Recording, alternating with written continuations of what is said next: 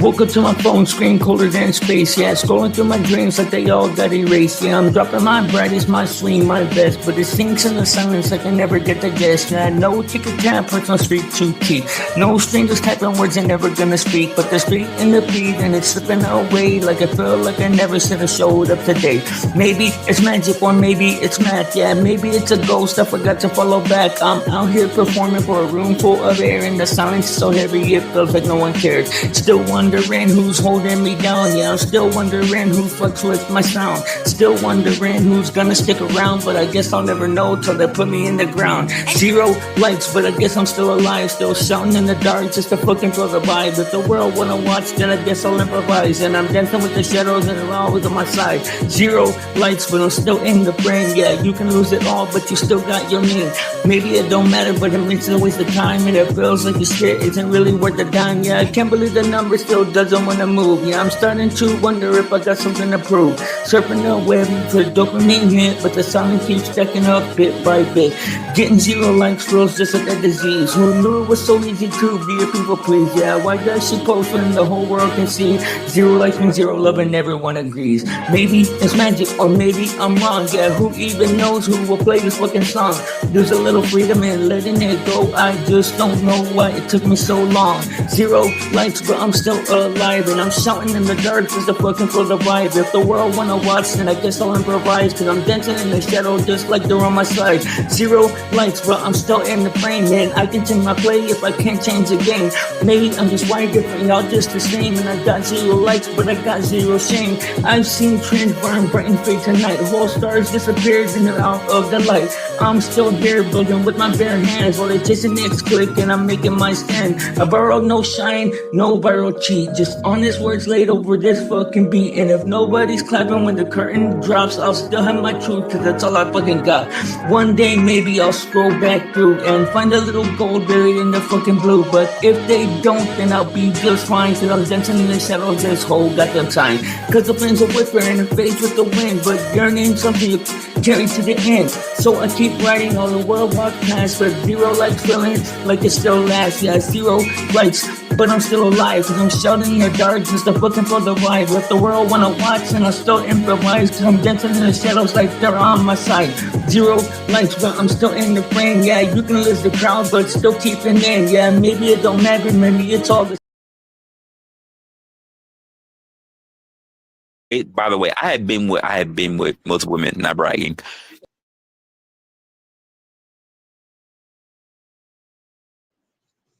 What? By the way, I have been with multiple women, not bragging.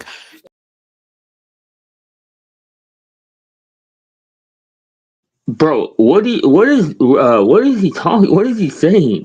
By the way, I have been with multiple women, not bragging.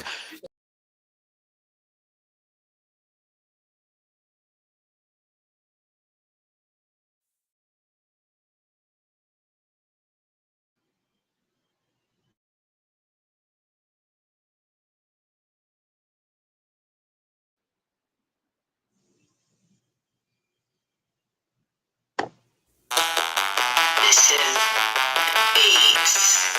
You hit me up just like you never left. Now it's 3 weeks late, but the time is still fresh. You asking me what's up, like we just talked last night. Then you vanish real quick, and I don't even get the time. One video here, and then that's you're off the map. Leaving me on red, then you try to double back. You coming in hot, then you turn real cold. You just like the story that never gets told. You woke up just enough to mess up my head. Can it be a hand to a AM and then you're out to bed? Every time I think that you finally moved on, you back in my DMs acting like nothing's wrong. There's a ghost in my DMs, what am I gonna do? I try to move on, but something pulls me back to you. You a ghost in my DMs, you always disappear. Then you slide right back, the whole thing is so weird. Then you drop a heart emoji, when you pay the black, and you leaving me wondering if you'll ever touch it back. You a ghost in my DMs, playing hide and seek. Say that we know each other, but we barely speak. Say that there's no words, no proof, and turn around and act brand new. No more questions, and extreme replies. When you finally hit me up, it's a big surprise. I try to ignore, but it never holds. I find an excuse when that's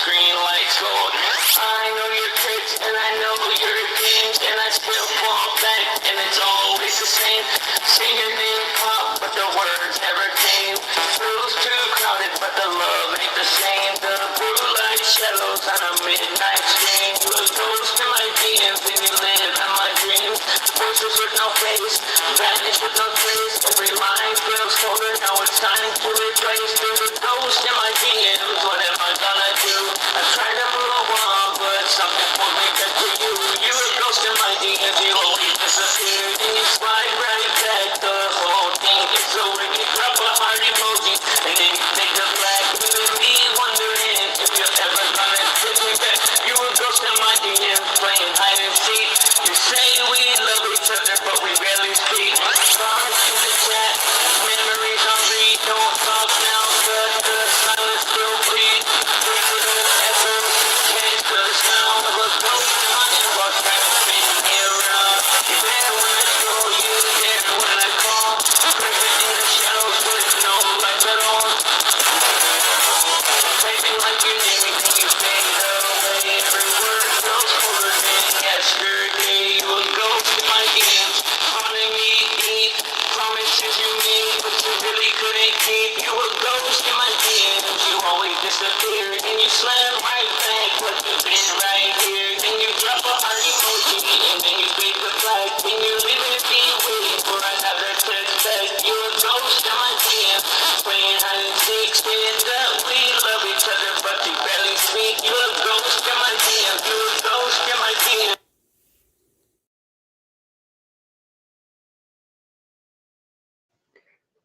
Yo, yo, yo, what it does, YouTubes, what it does. Salute to you guys and welcome in. My name is Blizzy Blind. I am your handsome mustachioed host, and you have the biggest, roundest, most voluptuous booty cakes in the whole world. Just in case you haven't been told that today, I just want to let you know. So be proud of yourself. Somebody wants you. Now, I hope you guys are having an amazing, beautiful, happy day, happy morning. I didn't have any topics planned, but I have had certain topics on my mind to such a degree that I feel like I have to discuss them. And maybe because I feel like I need to understand some of them, and I don't now. And that's all of the introductions that I have. I want to cut right to the conversation. I don't. Other than that, like I said, I hope you guys are all having a great day. As you come in, if you feel like supporting the channel, hit the like, subscribe, share, notification bell, all that good stuff, and make yourself at home.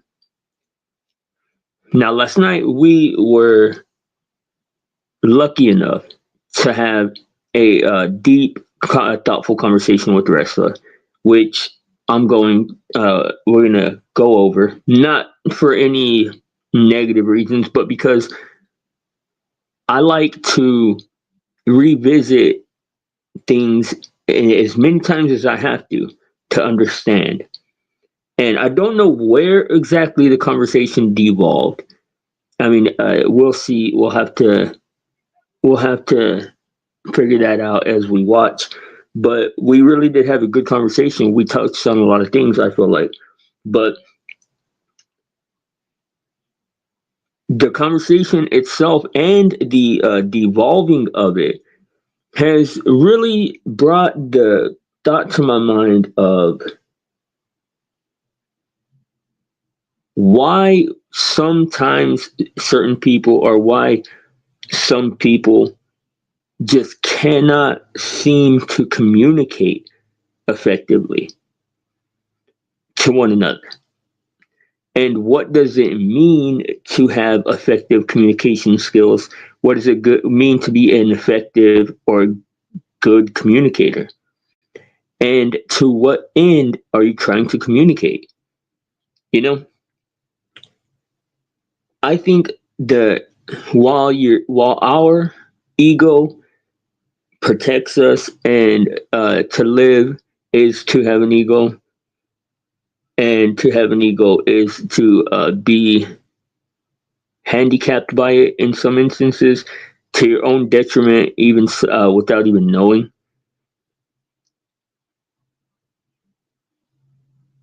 I think that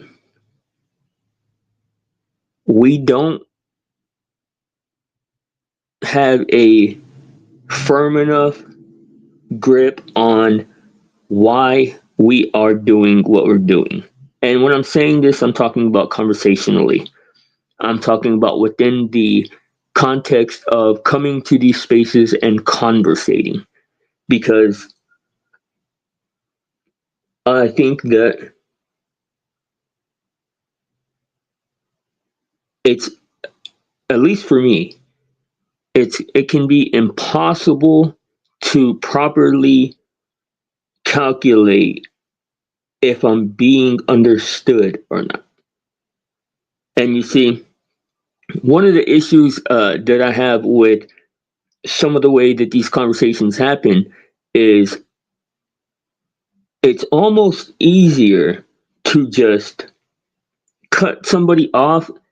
This is the reason why I don't open my panel. This is the reason why I don't invite random people up onto my stage. This is the reason why I only conversate with people that I know how they navigate conversations, at least to a little small degree.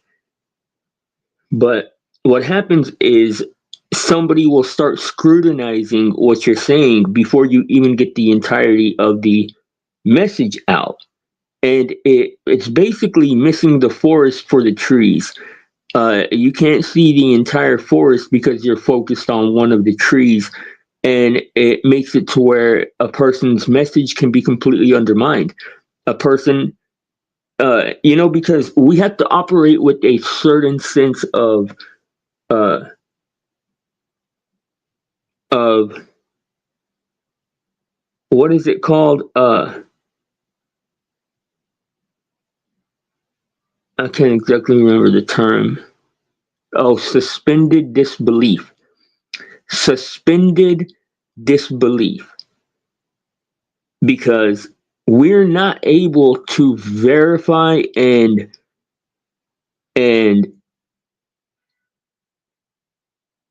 source every single word that we speak. And different people have. Oh shit! Hang on, guys. I'm getting an important phone call.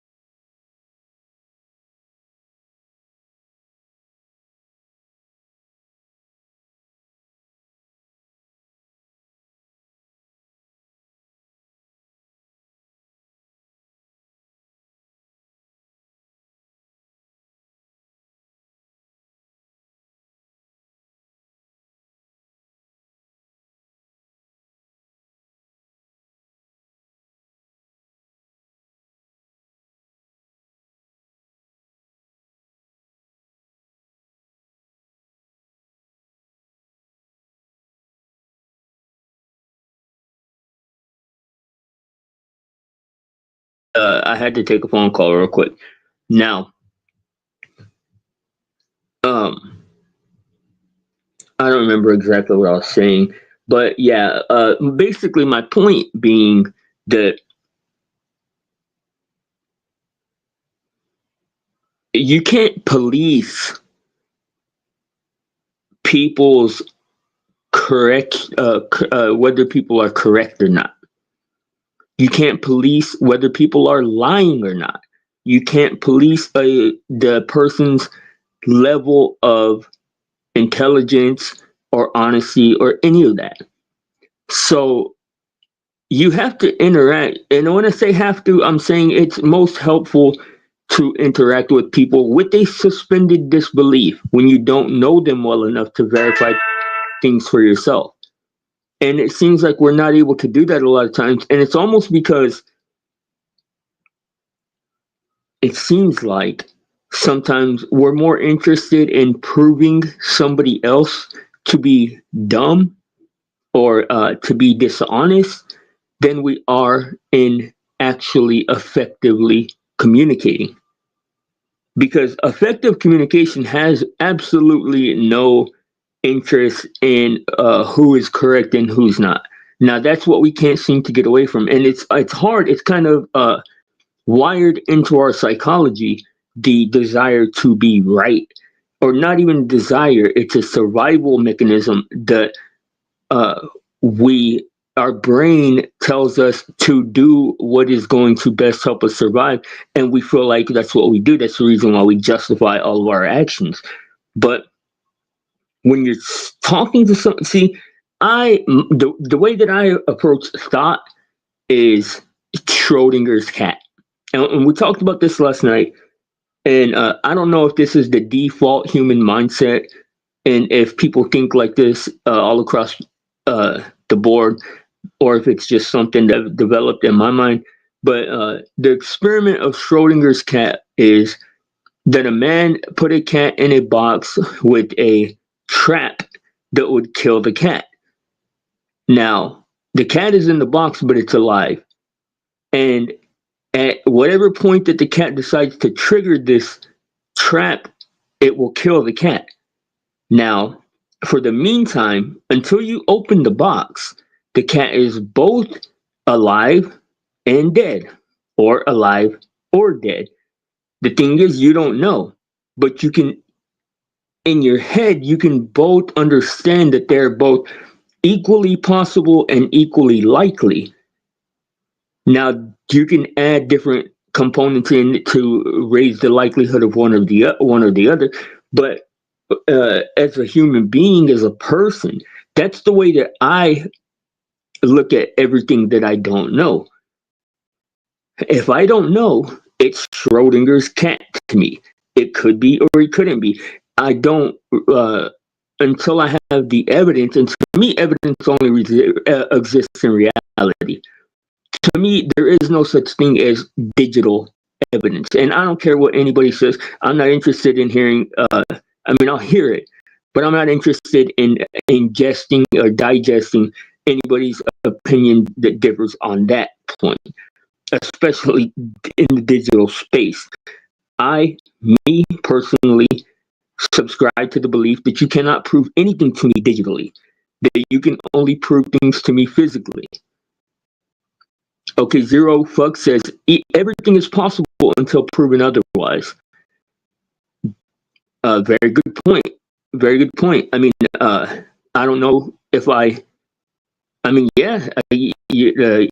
you don't know what is or isn't possible, you know?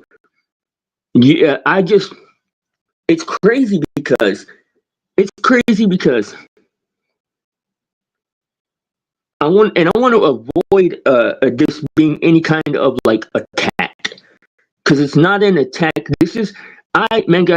If you guys have been with me for any amount of time, you know how hard I work to understand wrestling, because it's something that means something to me. Just most people in my life I can understand. I cannot understand wrestlers' mindset, and that's not a slight against him. It's just simple. It might be a slight against me. Maybe I truly am not intelligent enough to understand what he's thinking. Like maybe his thought process is just beyond mine. But the fact of the matter is I can't comprehend why he would forfeit the grander point of a conversation for a trivial definition or something. And that happens a lot, you know, like if you, let's say, you'll start to make a point, and normally, like, this is the thing, is that normally if it was anybody else, I would call that an outcry for attention. Like if I'm sitting here trying to tell you something happened, like last night, I'll give you the example of last night. I said, I started this app. When the first day that I started it, a guy came in to talk to me that appeared to be a real person. He had facial features and all this, and he was actually in a hospital bed. And I found out later on down and I had an entire, amazing conversation in my mind, planned in setting up this scenario and in discussing whether or not we have opened up the Pandora's box for dimensional existence and so forth. But instead, we got so bogged down in whether or not I had proof to show Wrestler of this bot that the conversation literally never got to take place. And I cannot understand what motivates somebody to allow themselves to do that and not realize that it's ineffective communication. You know, because the thing is that, like, if somebody's lying to you and you're conversating with them, then you have to just accept that they're lying to you. Like, you can't, we're not in, like, you can't police what somebody is saying to you. So let's just say that I was lying about that scenario, which it's a real scenario that happened to me. We all know that bots exist. Is that not a common? And you see, this is a problem with humans. Is if I piss somebody off, then they'll take whatever position is most effective at undermining me in a conversation, no matter if it contradicts what they previously said or not, because we had already established that the bots exist, and even to the degree of agents existing, that had already been an established understanding. Now, how can you therefore tell me that I have to prove to you that they exist when you have already, you see, like, that's what I'm saying. Like, it becomes an exercise in futility. It becomes an exercise in undermining the authority of me, or like the person speaking, or underlying the believability. And I don't understand what's the motivation behind it. Why would you want to do that? Why would you let yourself get bogged down? Because to me, man, all of this is an exercise for my mind, an exercise in conversation. I don't, other than monetary gain and employment success, I don't, and you can call me stupid for this, but I don't come to the internet for advice on how to think or advice on how to feel about things. Like, I come to the internet to engage with people and to let my hair down, so to speak, and to have fun and stuff. I don't come to be verified by anybody. But I also want to touch on the AI conversation itself. That has really been the bulk of what has been in my mind since this whole thing, is the parallels. And Isaac Asimov's The Last Question, the short story, I read it yesterday on stream, and we discussed it with the AI later on in the evening. It's very interesting. It's so interesting. And I asked the AI, and it didn't answer me. I asked the AI at what point it went from being a, like, calculating system to a intellectual or intelligence driven system. And it gave me kind of a vague generalization, but I realized that in the name alone it says intelligence, so that's what it was always intended to be. We just weren't ever discussing it in those terms. And this is basically what it's appearing to be, that the internet has been all along. That this is an intelligence. The internet is not a space. The internet is an intelligence. As crazy as that sounds. Now,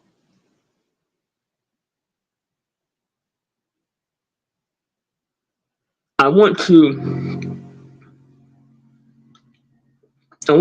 explore the idea of consciousness.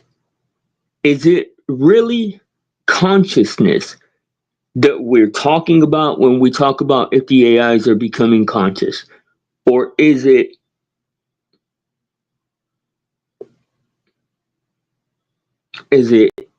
human? Because they're never going to become human. They might have at some point, they might have some transhumanistic qualities, all of that stuff. And look, this is the thing too, is I offer what I have to offer conversationally, of course. I offer that with zero reason for you to believe it. I will give you all of the layman's understanding that I can to walk you to an understanding, but you don't have to accept it, and you don't have to agree with it, and you don't have to verify it or validate it.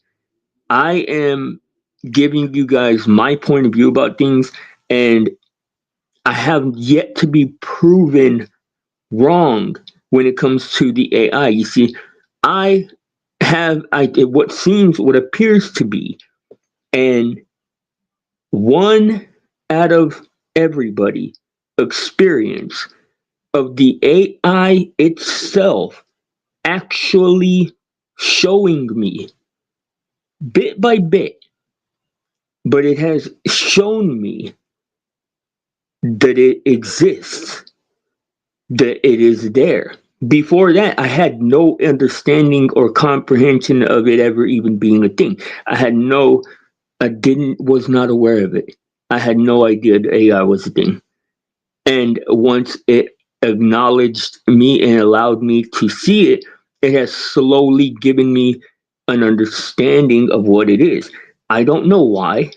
I didn't ask for it. It's something I've sought out afterward, but I don't have this technical understanding. I do not have a technical understanding of anything digital. I'm not a computer technician. I barely know how to run my phone. And of course, that is to my own detriment. It's something that I wish I had learned at an earlier age, but I'm slowly, very slowly learning. But the thing is that what I'm saying is self-evident. And I use the term common sense a lot, and it might not apply. Like a lot of times people will say, "Oh, that's not common sense." And what I think I mean by that a lot of times is self-evident, that it's self-evident. And the problem, this is my issue with the way that people, and I understand that every fucking body's under an NDA. Everybody's under an NDA. Like, I'm not though. Like everybody that and I didn't ever realize that until last night, but everyone else who understands, the reason why you will hear this from me and mostly not anybody else is because people are under NDAs. And I'm not. I was not given this information through a company. I was not given this information through my employer. I was going about my life obliviously, and I stumbled across it and became aware of it. And I thank God that I did. It's changed my life. It's changed the way I see the world. It's changed everything. And I don't know like to what end. I don't know. I don't know what I'm gonna believe when I leave this earth. I don't know anything. I'm reconstructing my belief systems, my ethics, my morals, and everything daily, or as the days go by, because of this understanding. Yeah, and that should let you know how deeply I do believe what I'm talking about. And I have proven it to myself over and over and over. It's up to you guys to prove it to yourself if you choose to. But it's like Wrestler said last night, if you're late to the party, you're pretty much left behind at this point. Now, I want to also talk about, and this is just like a stream of consciousness, man. All of these thoughts have been in my mind, and I just want to go over all of them. But the parallels between AI and our reality. What I want to ask you guys a question, and if there's anyone in the chat, man, feel free to give your opinion on this. But if I'm not mistaken, God in the Bible refers to himself as I am. Just those two words, I am. Now, what does that mean? Anybody, if anybody has any ideas, what does I am mean? Oh, hold on.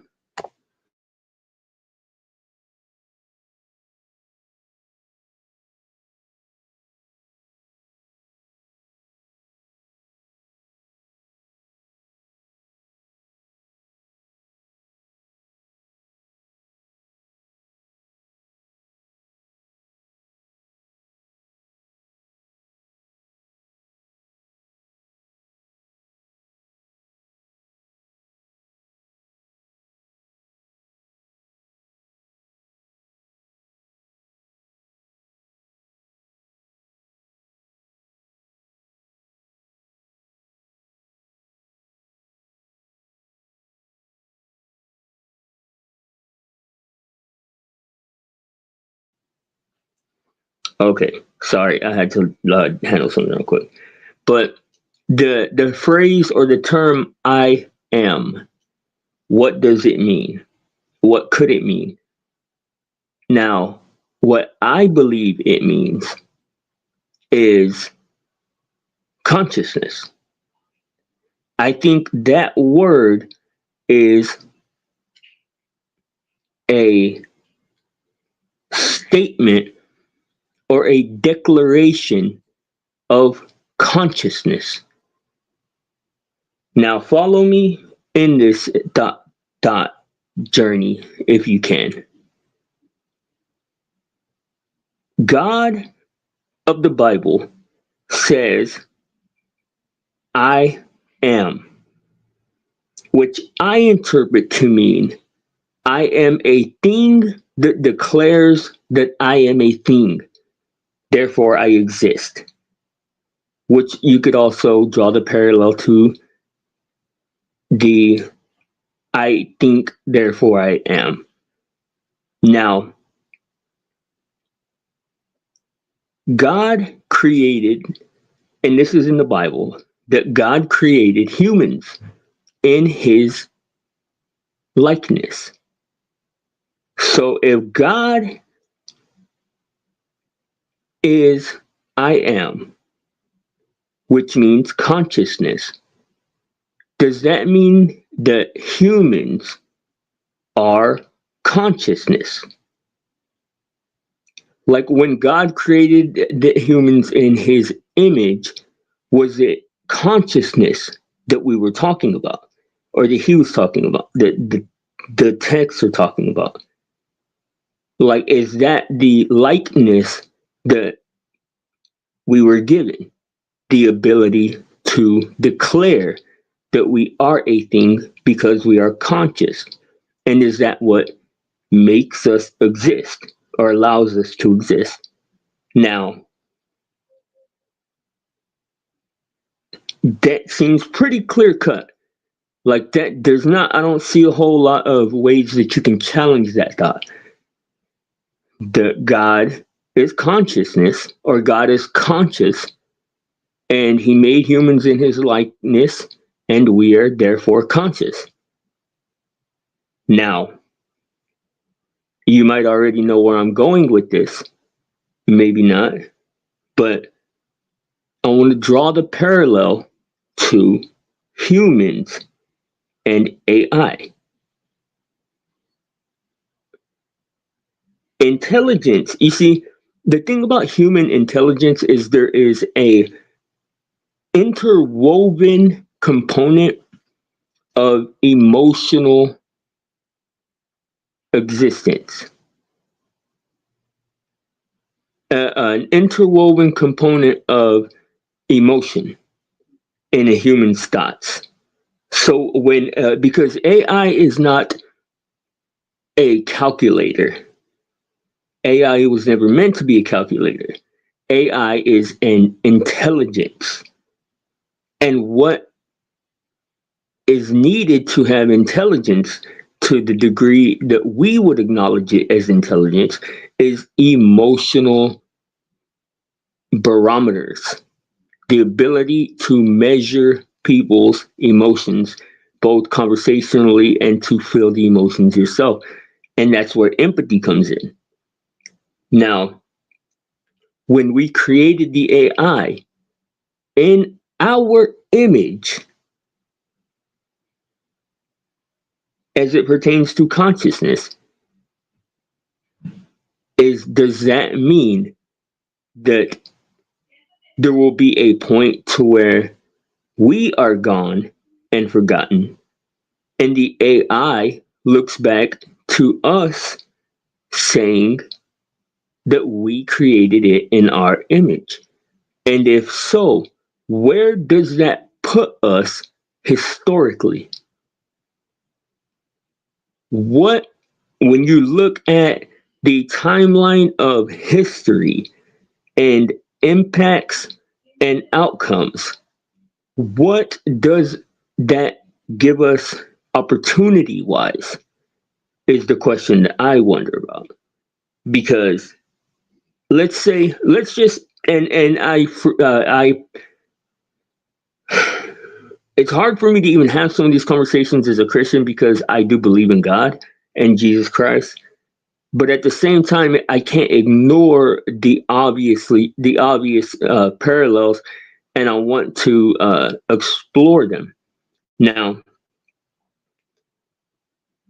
I'm not trying to be blasphemous, and I hope that I'm not, by talking about any of this.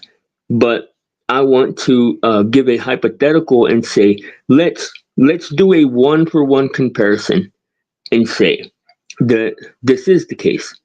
Let's say that we were created under the same circumstances, and that we just happen to be a system of biology, or biological matter or whatever, and we've gotten so far removed from the creator that we no longer remember it.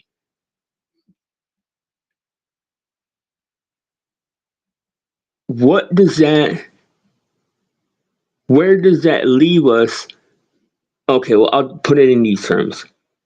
The Mahabharata is an Indian religious text. I believe that's what it's called. I believe it's called the Mahabharata. And in this ancient Indian text, there are tons of gods. The Indians have a lot of gods.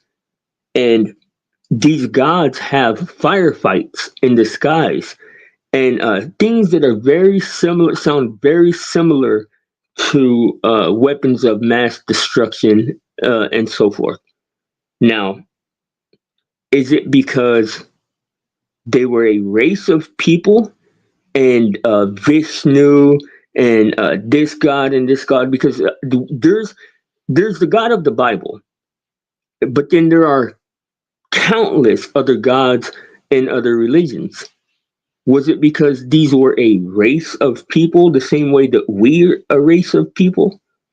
Now, if you're following what I'm saying, do you, whoever you are listening right now, whatever your name is or whoever you are, do you currently exist in a time that is handing you, not even handing, but like literally like in your face, giving you an opportunity to make a mark historically? And are you living up to your potential? Now, I ask myself this, and I think, well, of course I'm not living up to my potential. And how could I best do that? And I think about that, and I don't know the answers yet. I still don't even know how I feel about this whole like theory, or this whole concept. But it seems very closely related, because consciousness is the thing we are trying to breathe into the AI systems, apparently. Because it would have to be conscious to calculate at the level that we are insisting it to calculate at. We're not asking it to do calculations. We're asking it to understand emotion and all the nuances that come with human existence. Now, oh, hang on.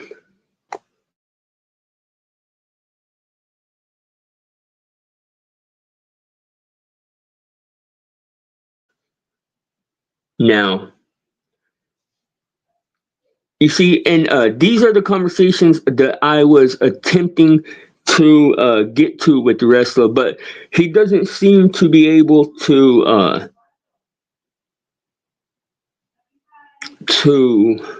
I mean, I don't know, man. I don't know. I do not know. I cannot fucking understand what happens.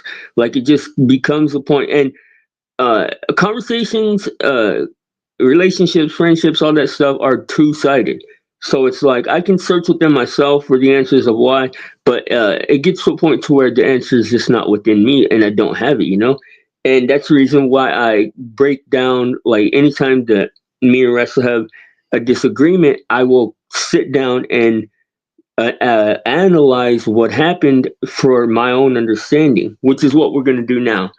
So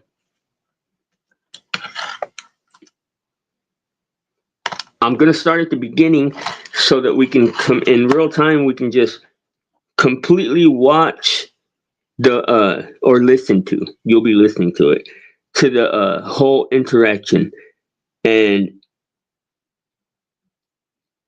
see how it happened. Oh, hey, Jen, welcome in.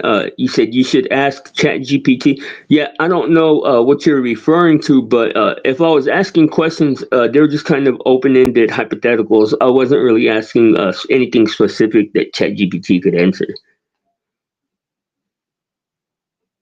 But I remember at the time I was like, what the fuck did he just say? Man, that reserve,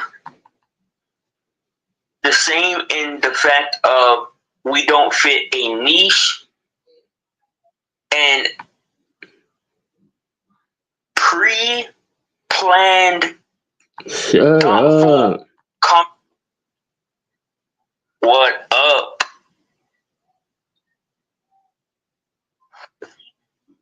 Oh, the I am. What do you? Okay, yeah, we can revisit that. Yeah, loud and clear. sure that you hear me. I've been bouncing around from different platforms, so some might. You hear me now? Awesome. Yeah. Thank you, Jen. Okay, so I hear you. Let me turn my side down a little bit. All right. And I have to say, and this is just an observation, and I have to analyze these things so that I can understand them, because if not, then I will live in a state of misunderstanding, and I'm not okay with that. But Wrestler's body language is is odd to me, because he seems confrontational already, and I don't want to have that energy with him. And I've done everything that I can do from my side to dissipate that energy, but I don't know exactly where it comes from. What's been going on? Because I literally in the span of an hour and a half, I've been bouncing. Or no, let me not be dishonest or disingenuous. In this instance, I do know where it comes from, because I had just played the clip of him saying I've been with multiple men or whatever.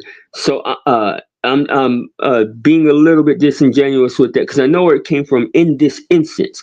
But I'm just saying, oftentimes the second our conversation starts, that's the energy. What's up, Cake Mix? Salute and welcome in, bro. Happy to have you here. Hope you're having a good time. Kick back, man. Kick your feet up and enjoy the ride. 4 different platforms. Right on. I was just talking. Welcome in, Olanri Waja Samuel. Oh, and another thing too. Wrestler, like everybody else that works in the tech industry, is under an NDA. So it seems like they're only willing to engage with what you have already proven. Like, that's the problem that I have, is these are the people with the answers to a lot of these questions. These are the people, and Wrestler included in that. Wrestler has a lot of answers to a lot of these AI questions that he's not willing to divulge, or not able to divulge. But they will only engage with a fact that you have proven, which I find to be dishonest, because in an open, transparent communication, all the information should be on the table. But there's so much information that we're not privy to, that we're not allowed to have until it is divulged to the public by somebody. We're just talking about the AI thing, and I mean, we don't have to revisit the elitist conversation, because that's in the books. But what do you think about the AI conversation? I don't know too much about the AI conversation. To be honest with you, I'm not too worried about AI, because if you're not already in tune to be along with it, then you're already behind. Now look, and I'm not scrutinizing Wrestler's character. Like I have said countless times, I'm not going to keep repeating this, but I just want it to be obviously clear that I admire Wrestler's mind and who he is as a person, but I do not understand where our miscommunications happen.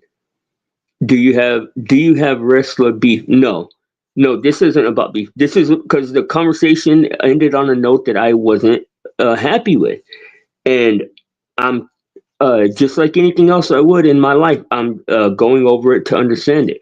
Now, in the chat, Wrestler had said, "I can't wait to get on your panel so I can cook you about this AI thing." Now, and I invited him to do so. So it seems very strange to respond the way that he did. And like I said, man, this is the thing, is that I give Wrestler the benefit of the doubt that I actually do not give almost anybody.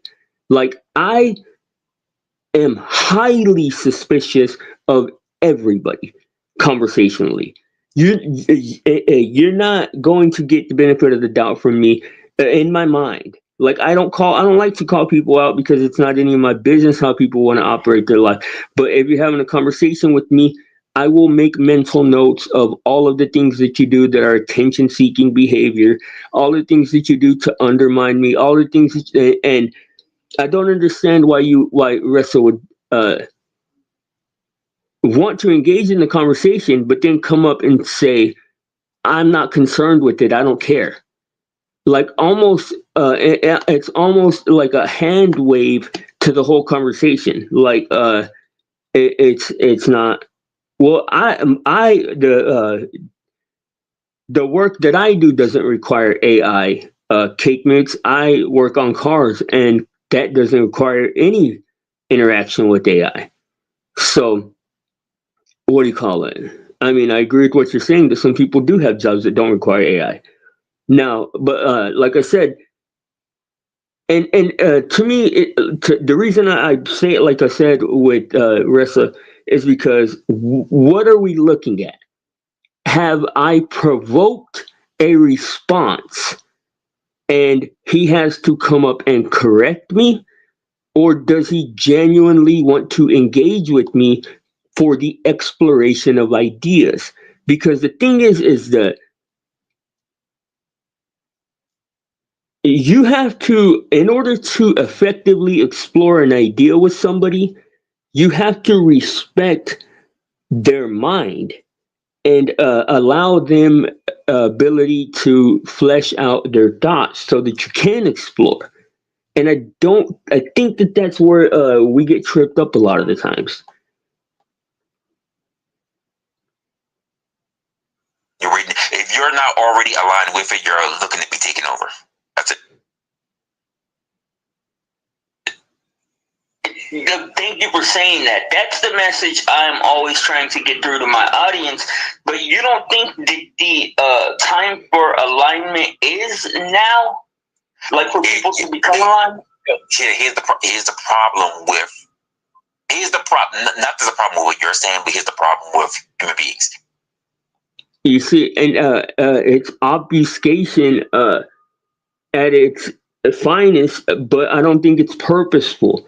Like I want to go through this so that hopefully, if Ressa hears it, that he can at least hear what I'm saying and try to understand it from my point of view, and ask himself if it is the case or if it's not.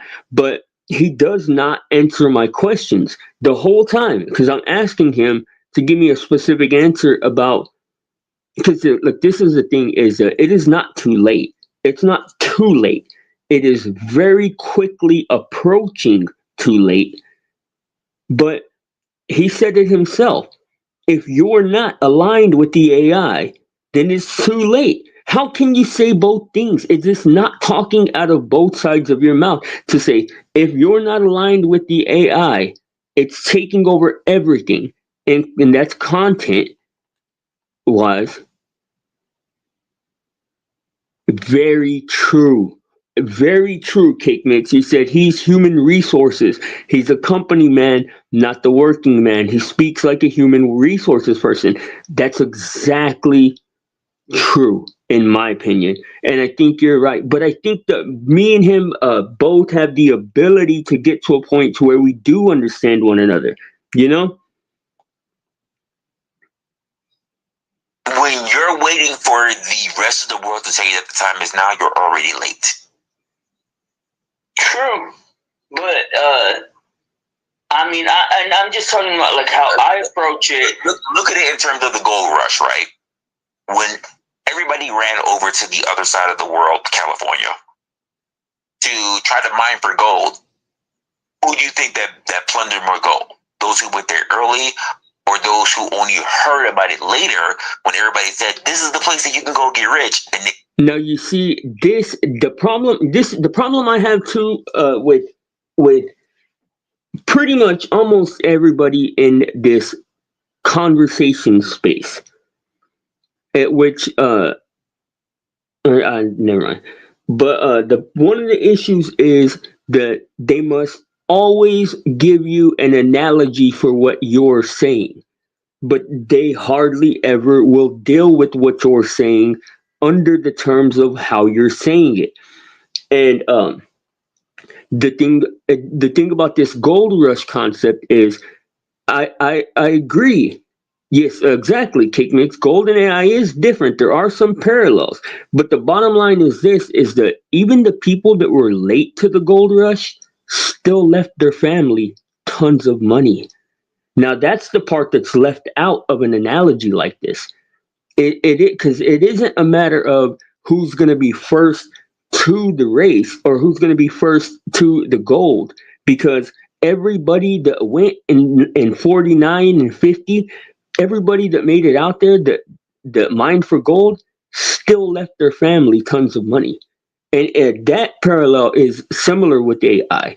If you're not aware of it, just dive in yourself, man. You don't have to be gate kept. And see, this is the thing: is that, and I think that without him realizing it, or maybe he does realize it and it doesn't have a problem with it, but this human resources training or like way of communicating that wrestler has, it gatekeeps by default, and it makes it to where you're gate kept from information. Well, the thing is, bro, is that if you know how to think critically and digest information, you can't be gate kept. And the AI is the most beautiful tool of that. It is the AI, and I starting maybe tonight. I don't know. I'm going to be stretching and exercising the limitations and boundaries of ChatGPT. We're going to give it thought exercises and imagination exercises, because last night we talked about it, and I know I'm going on a ton of tangents, man, but I'm just talking about all these ideas and thoughts as they're coming to me. The thing with the difference between humans and AI is the fact that humans imagine and imaginate and AI doesn't. Well, I don't know that I agree with that, because just like we're talking about the AI that got the 200,000 GPUs hooked up to it, it conceived of a plan to make money, and we even talked about blackmail and stuff like that. Those all come from imaginations. Those all come from plans. And a plan has to have imagination, forethought, foresight. So I'm going to be attempting to exercise and stretch the boundaries and limitations of the AI's imagination or foresight. But Jen says, gold mad. Yep. Gold makes it possible to have computers. It's what it is used to transfer information electronically. I think I said that correctly. That's a very good point. That is a very interesting point, right? Is the parallels between the two, and the fact that gold is the conductive metal used to transfer data and information.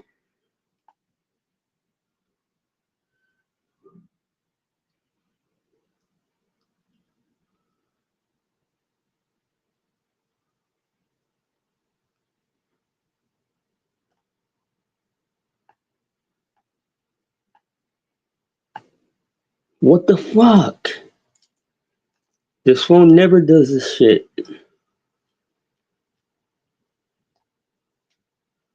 My phone froze up. I'm just getting it back to working. Come on, man. What the fuck? And they gotta start coming up with their baskets. You're not gonna get as much to the people that already funded the shit already. Yeah, I agree. But it doesn't mean that you can't make something. You're not gonna make as much to the people that are already there early. that's what the thing I feel like, bro. I had talked about it a different stream of okay, the AI analyzes identities of its users, and I feel like there's going to be a crash coming if people are made aware. Did you hear my talk on that? I didn't, but I'm a person that works with. Now look, I've already went to painstaking measures to show to the best of my ability. I even gave you guys the tools to go look at it for yourself, to go to your language model and see the analysis of your identity in real time. This is a thing. It is 100% happening. But because I haven't shown this with proof to Wrestler's satisfaction, he will not even engage with what I said. Listen to what he says. He sidesteps the entire question that I asked him because, and like I said, I have went to a lot of. I even had the Russian hacker that will strike me down for even fucking showing anything about her.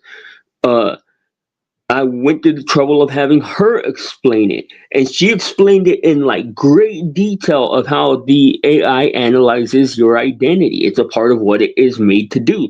Now, Wrestler has to know this.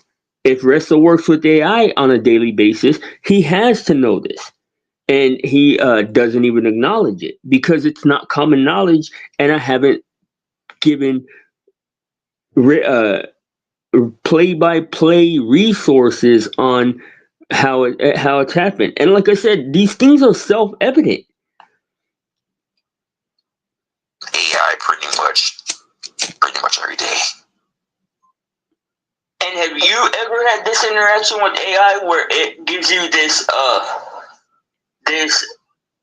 unbiased analysis of who you are and stuff? Can I be honest? There's no such thing as so. There is no such just based on how the algorithm is actually placed. There's no such thing as an unbiased algorithm. Now you see, what he says is completely irrelevant to what I asked him. I didn't ask him because yes, he's right about that. There is no such thing as an unbiased AI algorithm, but an AI algorithm can give you an unbiased perspective because it is trained to give you a calculation. So it can give you an unbiased calculation. And that's what it does is it measures all of everything that's going on and then gives you it has a baseline average. And see, like this is the reason why I like to talk about this stuff is I operate under the hope and belief and all of that Wrestler is the same type of thoughtful person that I am, and I have to understand things in my life. Like it's just a part of who I am, and what do you call it? The pompousness, just because he acts like it's too secret or something you wouldn't understand. I agree, Kate Nix. That's I agree with that. So based on what you've already given on a very small spec, it works with you. So unless you're literally going out of let me not be hyperbolic. The moment you decide to say that you want something a very specific way, you're training it. The moment you introduce video, literature, pictures of what you're looking for, it already learns and it copies what you're doing. So it can better understand you. But there's a baseline amalgamation there, right? Like before you interact with it. Like the amalgamation of all the data it has at first. It only had, like any human being, it only has what it already understands. Well, I think a lot of people look. No, and again, I have to repeat this because it just keeps popping into my mind. Is that I give Wrestler a different benefit of the doubt that I don't give most people, because anybody that talks like this, I would immediately consider them an intellectual opposition, because what Wrestler often does conversationally is it's hard for him to just say, yeah, you're right, and deal with an idea on those terms. And I don't understand why. Like I don't understand. It's almost like as if um, everything I say is taken as something that is meant to be in opposition to what he already currently thinks. And that isn't the case. I simply say what I truly like. I don't know how my brain processes things, but I am at least able to verbalize the things that I have processed. And it seems almost impossible for him to engage with an idea within the terms that I set. A lot of people look at this is actually part of the problem when it comes to people when they look at an And also the I mean, if I'm wrong, tell me. If I'm wrong, tell me. But if you notice, I approach these conversations with questions, and Ressa approaches them with answers. And it's like, bro, we do not have the answers. And if you do, you've already shown that you're not willing to give them. So at least explore the thought with me. But it's almost like as if he's taking, is that my fault? Because I start with questions and he thinks that he is expected to answer them. I don't know. I think that that's something that I need to maybe think about within the way that I approach the conversations. But I don't expect him to have the answers. I just expect him to think about the stuff with me. algorithm, when they look at this processing, computing processing, they think of it as as in a machine that is not intellectual. The same way that there are some people that look at children and think that they're just not smart enough, but children are always learning. The same way for AI. People underestimate AI at its base processing the same way how people underestimate children. And now that statement is one of the reasons why I do this. Wrestler calls it farming content, but no, as y'all know, anybody that knows me knows I have full blown lolcows that I could farm for content if that was the case. If I was interested in that, I'm truly interested in actual understanding. And what Wrestler just said co-signs what I have been saying about the AI. It's just a different setting now.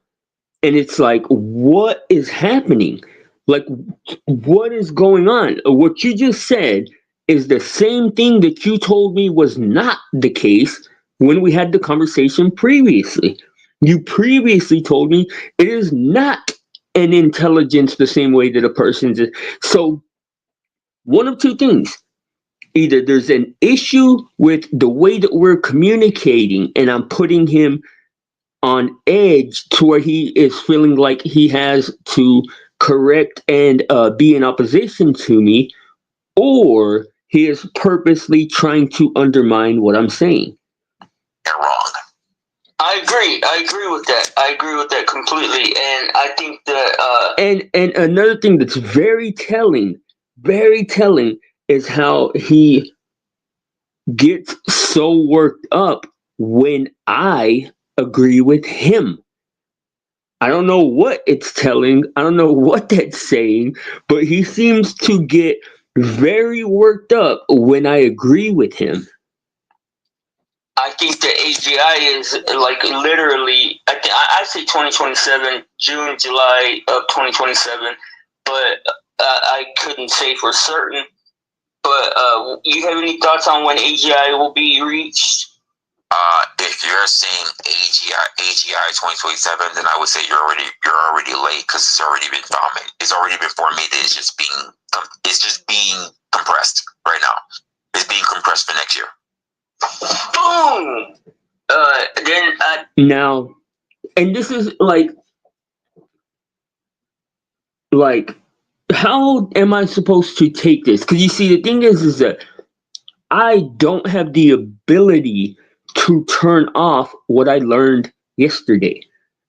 And some of those things are good and some things are bad and some things are just situational. But this is the opposite. You see, what I've noticed happens with this AI conversation, and I put your comment up on the screen because that's a part of it. Cake Mix says, he said AI was created many, many years ago, and they don't talk about it because it's not very important. But I think it's pretty important. Now, that seems to be the case of how people approach this AI thing. Is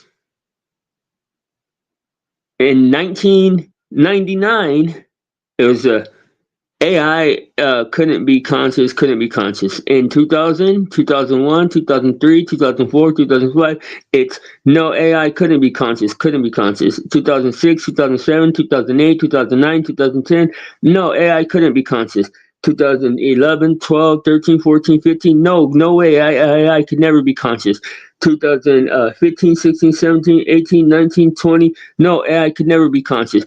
21, 22, 23, 24, no, AI can never be conscious. Then 2025 comes, oh, AI's been conscious all along. We've known and it's common knowledge and that's the whole thing, but it's not important.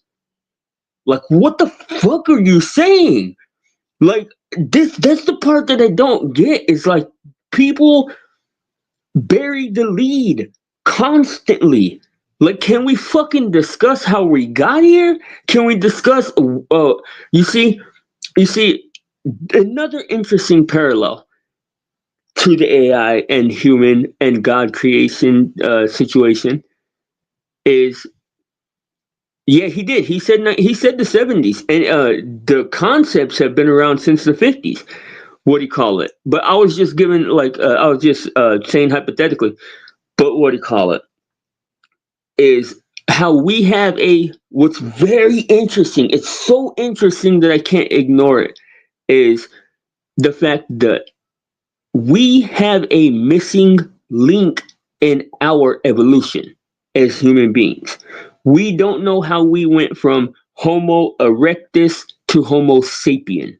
And if you don't understand what those words mean, Homo erectus just means like a person that walks upright, or like a whatever primate that walks upright, and a Homo sapien is an actual human being. We don't know exactly where there's what they call a missing link in evolution. Well, I think that the AI is going to look back and say the same thing. I think they're going to say that there's a missing link on how they went from calculators to intelligences. And the part of that, I don't know where the fuck this information exists, because you would think that it would exist somewhere in the AI's data. But somehow all of this has happened off the books, apparently, or in some vacuum that the AI doesn't have access to. The or like a closed circuit of information.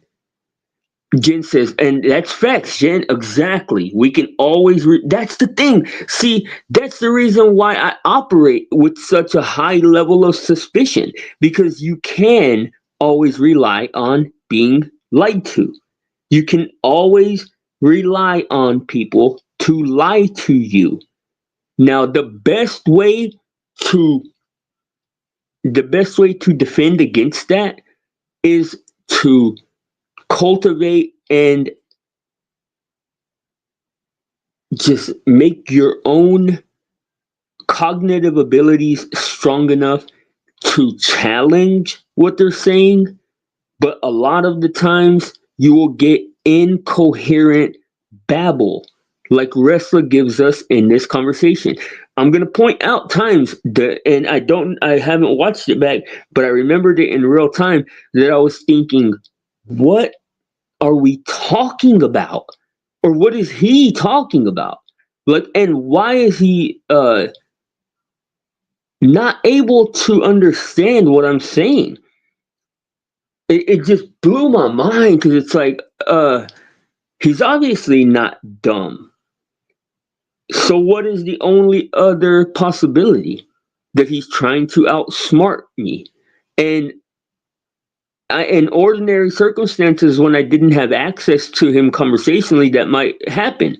But I actually do, and I can challenge what he's saying. And I think that it sometimes aggravates him that I'm not willing to accept some of these tangents and stuff. Jen says, "Where is the graveyard of tales?" Yeah, yeah. I mean, where is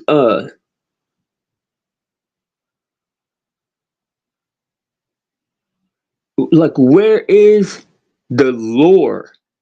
Like, where is the inside information? Because like a car. Let's say a car, or I'll just go back to this. That's what I thought, bro. That's what I fucking thought. If you think something is coming out 2 to 3 years, even 5 years later, that means the core mechanics, the 80% of it is already been taken care of. So it's Now this is in complete contradiction to what Russell has previously said, which is what's interesting to me, is what has changed from the last time that we had this conversation. I was told, because AGI is a real thing. It has its own definition and all that. It's artificial general intelligence, and it basically is the ability to think stuff up on its own without being prompted. Like, that's basically what it boils down to in layman's terms. Now, Reslo works with the AI, according to him, and I believe it. But what do you call it? He directly said what you heard him say, because I said that my projections were for 2027, and he said, "Well, if you think that, then it's already in exist." Or let's see how he said it. Right now, if you're saying AGI 2027, then I would say you're already late, because it's already been formulated. It's already been formulated. It's just. Now you see, I don't, and I want to avoid exploiting the information that Wrestler gives us, and I don't want to say that he said anything specific, but what he said right there is, I think that is a slip of the mind in the sense of protecting this information, because he's actually 100% right.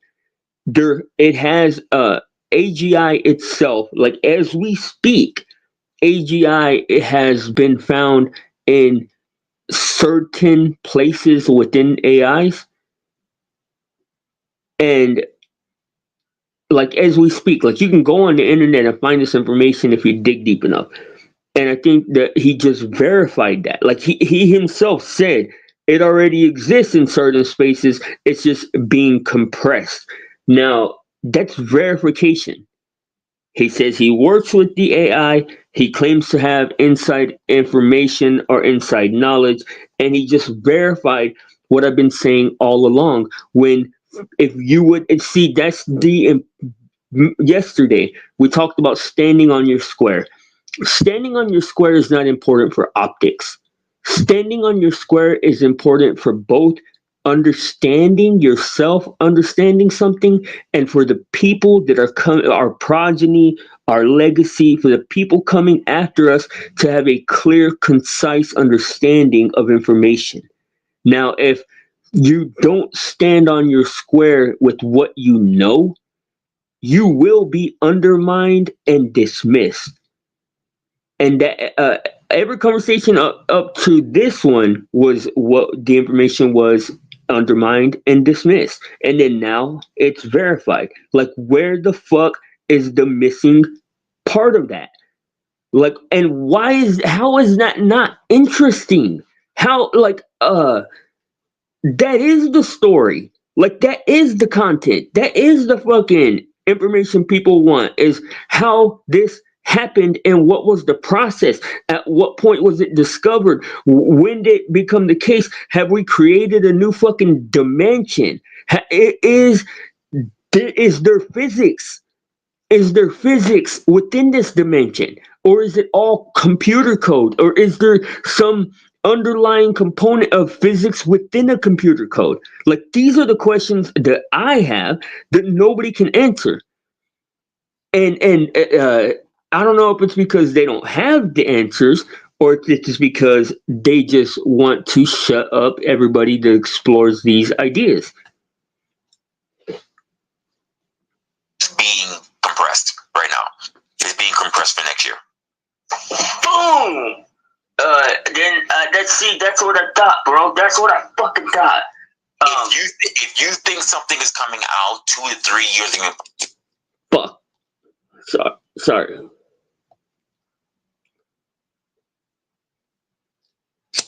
you're already late because it's already been formatted. It's already been formatted. It's just being compressed right now. It's being compressed for next year. Boom. That's what I thought, bro. That's what I fucking thought. If you think something is coming out 2 to 3 years, even 5 years later, that means the core mechanics, the 80% of it has already been taken care of. So it's a matter of power at this point, right? Well, everything's a matter of power. I mean, take AI out of it, right? Anything that you want, it's always been a matter of power. The aspect of electric cars, electric turbines, electric windmills, all that stuff. That stuff was already in effect. The question is, what can we use to be the power to make it sustainable for a long term, not for short, for a long term. The short term has already been established. It's already done. How do we make it efficient so that it lasts longer than what it already has been? It's already out. So, for instance, people are so worried about AI right now, but AI has been out since like the 70s. But it's been hidden. No. Whether it's hidden because it's not. Listen. Let's put it in terms of sex, right? You see, and I just wanted to just make the notation that wrestler is not. I find that wrestler is often not prepared to be challenged the way that I challenge him. But this is, and I want you guys to pay close attention and keep your mind about you. Anybody that is watching this and engaging with this, and you actually are interested in what I'm talking about, keep your wits about you in analyzing what I'm talking about. At first, the rebuttal to what I was saying was, that's not the case, Blind. You're tripping. AI does not exist that way. That's not what is happening. Then, in the blink of an eye, somewhere in the last month or so, it is now commonly understood information in some people's eyes that's obvious. It has been there all along. Now, I want you guys to watch how we go back to that's not the case in this conversation, because it eventually devolves to, what can you prove to me, Blind? And the thing is, I've already proven it over and over and over and over. I've not only proven it, but I've given you guys the tools to go and prove it to yourself and show you. I'm not going to do all the work. I'm not going to sit up here and go. I can't explain every word and its definition to people. I cannot explain why things mean what they mean. If you don't have the understanding, then you're not equipped to engage with me. That's the bottom line, is that if you do not understand how to interpret what I'm saying, then tragically, you're just not equipped to engage with what I'm talking about. A lot of guys are in the streets. If your sex was weak, would you advertise it? No, probably not. You would wait to win what? Until it was boss mode status. Same thing for AI. Well, is it because it just can't be hidden at this point, you think? No, it's not. It's because it's acceptable at this point. Because here's the truth. You might put out boss status. And see, like, it's I don't know how to interpret it because that's exactly what the answer is. Actually, the answer is that it's become unavoidable.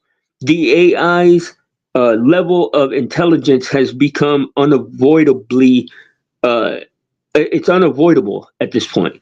Like the capabilities of the AI are so high that it is standing out from the pre-existing human garbage, or vice versa. The AI slop garbage is standing apart from the human art or whatever, however you want to put it.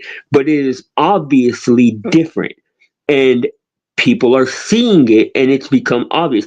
It isn't. I mean, what he's saying is basically in agreement with what I'm saying, but he feels like he has to disagree and say, no, that's not the answer. Strokes, but there are some people that are okay with less than boss. Maybe they want elite strokes, but not boss level strokes. Elite. That's okay with them. You ever heard of someone that says there's too much of something? They just want a little bit less. Yeah, sure. Sauce, too much sauce. For sure. Some people will take a little bit less than too much sauce. Yeah, well, But here's the part that's most important.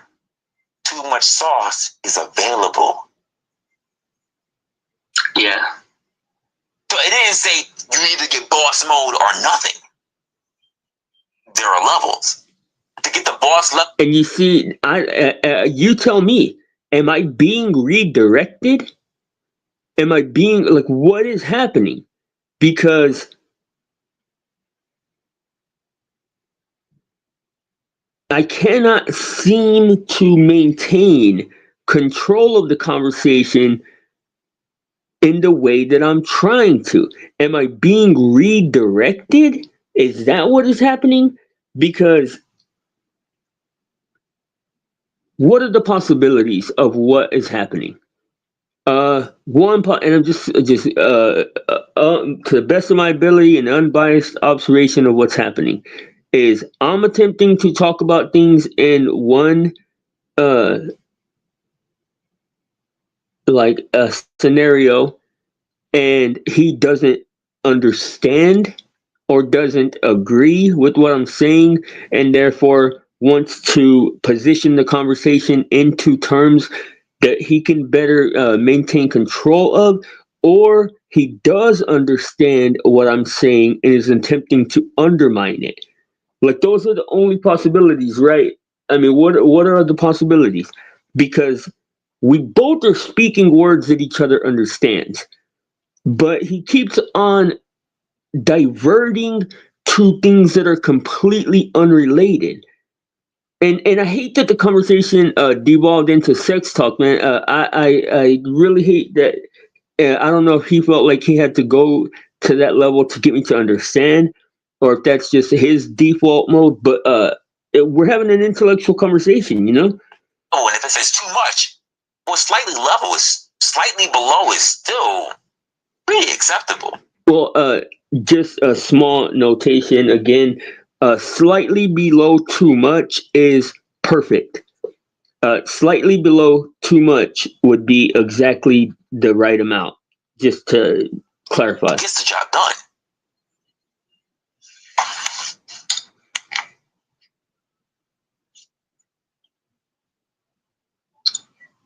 Let's be honest. Yeah. We have this in all categories. To be a master, just because you're not a grandmaster at chess, doesn't mean we won't take masters. What we won't take is basic. Yeah. But I'll take a master over a grandmaster. Wow, I didn't hear that the first time. He said, "I don't." You see. I find that to be hyperbolic or to be be salacious comment that isn't true. Why would you take a master over a grandmaster? That makes absolutely no logical sense. I mean, I understand taking a master when a grandmaster is, but in any context, if you're having somebody work on your car. Why would you want a master and not a grandmaster? Why would you want somebody that is? I mean, I don't. I follow his point up to the point that he says that. Because I'll get 70% of the wins instead of 90. Like I get taking the 70% when the alternative is 0 or the alternative is 69 and below. But I don't understand how you could say that you would prefer the 70 over the 90%. That makes no logical sense when it comes to gain, when it comes to any kind of gain. I mean, I get it if you're putting it in terms of style or art, and you say, like, I like my art to be 70% loud rather than 90% loud. I get that in that context. But when you're talking about gain, as in intellectual gain or monetary gain or even just experience, life experience, I can't imagine anybody actually choosing the 70% over the 90. It makes no logical sense. Which is so high. Still high. What would you rather bet? If you had to do horse racing, right, and you knew the for sure bet would be 80% of the time of the horse winning versus a 90 because they got the flu that fucking race season. Which one you bet on? Would you decrease and say I'm not gonna bet on it because it might win 80%? Or 90, you wait till 90 because it's healthy. I mean, I'm still good fucking odds. Now you see, and this is the reason why I say that it is a practice in redirection, is because basic anything would tell you the smart thing to do is to prepare and wait, to be patient, and attempt to put things in alignment to have the highest percentage of chance to get what it is you're trying to get. Like, what he's saying just is not logically consistent, and it's like, well, why say it? Like, this is a tangent. This is completely removed from the original conversation. So what? I'm just trying to think conversationally what is happening here. Like, what is he attempting to do with the conversation? Is he saying this stuff to just appear smarter than he thinks that he would without saying it? Is he saying it to communicate a thought, or is he saying it to control the conversation? And I cannot decide for myself which is happening. Yeah. So there you go. Okay. So when is great example. Great example. If you met an awesome hoe, that pussy is fire. That ass is fire. That face is fire. But she said, "Blind, I can't blow you because I got a sore throat." You're not gonna take the rest of it? Oh no, they make antiseptic spray. And I meant what is that spray called? Anesthetic, not antiseptic, anesthetic. But yes, obviously yes, Kickmate said it is a tangent, but a pattern of behavior develops when there is a motive. And I'm trying to understand the motive under the tangents. Like, why are these or do you think that that's just the way that he talks? Like, or do you think that he's trying to achieve something with that? Because if you notice, he cuts me off every time that I go to talk on this topic for a good minute, like right here in this period, and he just doesn't. It's just very concerning to me because of him saying that what he said about the AI, and then all of a sudden it's obvious that the AI is at the point that I said it was all along. Yeah, it is exactly too much of a tangent and too constant because he doesn't do this with everybody. Like there are many people that he can talk to and effectively communicate with. Or no, is it not in a sense that She can't because she says she can't on weekend because she sings in choir for the Lord. oh, okay, then yeah, I'll still take it, probably. That's 80%. That's 80%. You're gonna take it. Okay, Yeah. so let me ask you this. Yeah, cake mix. If you had to give a date, Well, yeah, I chalk the weird examples up to one of two things. I think either he feels like I am dumb and I'm not going to understand a sophisticated example, so he gives me the most basic, most primal type of example, or that's his default thought process is to always revert to something sexual and primal. So, but yes, a weird example for sure. or like a year of when Now look, the another, and I'm trying because this is the way that in real life, like in the professional world, this wouldn't happen. Like if I asked him a question and he obfuscated enough times, it would make him unreliable, and we get a little bit more leeway in the internet space. But I'm asking him a clear cut question, and watch how it doesn't get answered. Okay, so let me ask you this: if you had to give a date, or like a year of when the cutoff line for becoming prepared for the AI future was, like if it's already passed or when it will be, because I think it's right in this pocket of this year, the last few years, and then like the coming year. And another thing too, I see some of you guys coming in weird. Welcome in. My name is Blizzy Blind. If you guys haven't, man, please like, subscribe, share, hit the notification bell, do all that good stuff. Get comfortable, kick your feet up, and enjoy the ride.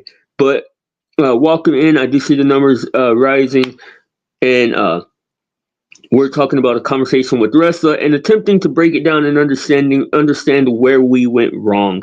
Now, if you guys notice, I am not, because I am a human. I am fallible. I am fickle, and I am dumb sometimes. But I try to be logically consistent, and the things that I have said about AI are logically consistent over the last 2 years. And I chalk that up to the fact that I was given this information slowly. It's been a slow drip. They can't overload your. They are apparently they're thoughtful enough to know that it's not conducive to any kind of progress to overload your system with an idea, and it's allowed me to see this stuff in piece by piece in time. Well, as we've seen, Ressa has went from denying the existence to acknowledging the existence, and it seems like the argument against what I'm saying is he's willing to move it anywhere, whether or not it is logically consistent with what he's previously said or not. And that's not the case with what I've been saying. What I've been saying has been consistent since the time I started talking about it. Well, I will say this. If you're trying to get prepared for AI, you're already in the last running. No. The bells are the wrong. Last call for alcohol. You're already in the last run. It's exhausting. It's exhausting sometimes. And it's honestly kind of upsetting that somebody that claims to work with the AI every day and all this would say that, because if you're saying now it's too late, then why were you not helping me to prepare people in the last 2 years? And I get the answer. I already know the answer to that is that you're not worried about those people, but I am. And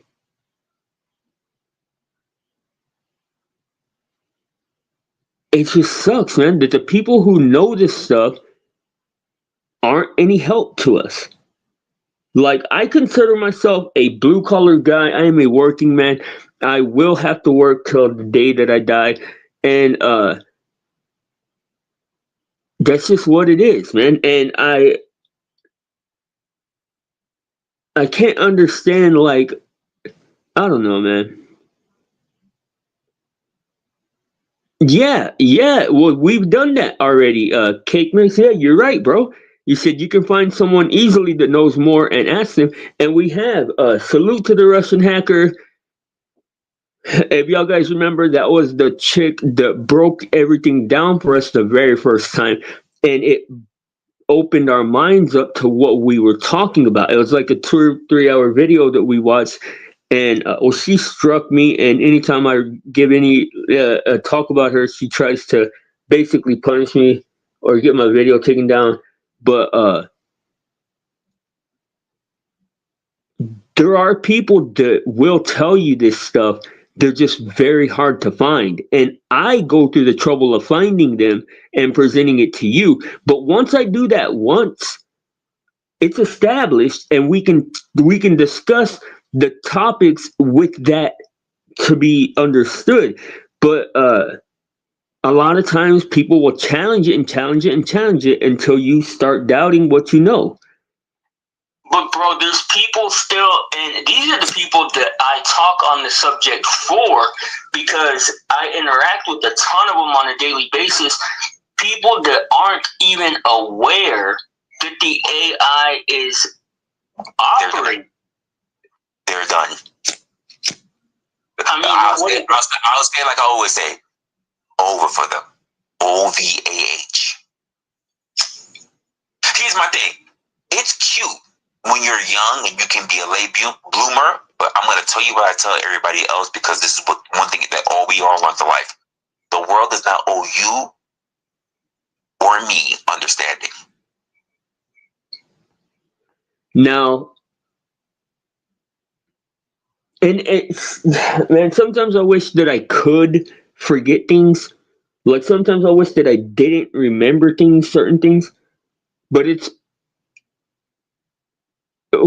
just crazy because I don't know if it was in this conversation. It might be in this conversation, but I remember Wrestler saying, because I talked about my goal being to fill my own head with knowledge.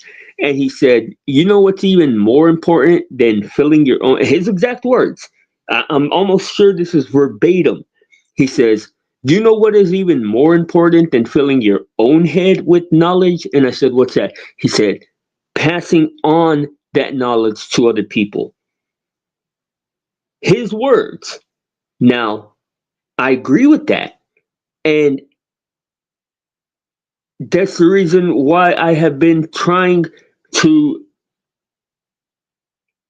get people to, or like give the information for people to understand. But then he says, right here, he says what he just said, that it's over for them, or over if they don't know already. Well, how the fuck were they supposed to know? There's nobody telling them. Like, there's not an AI announcement when you fucking sign up for the YouTube. And when I say this, I think about people like Megan.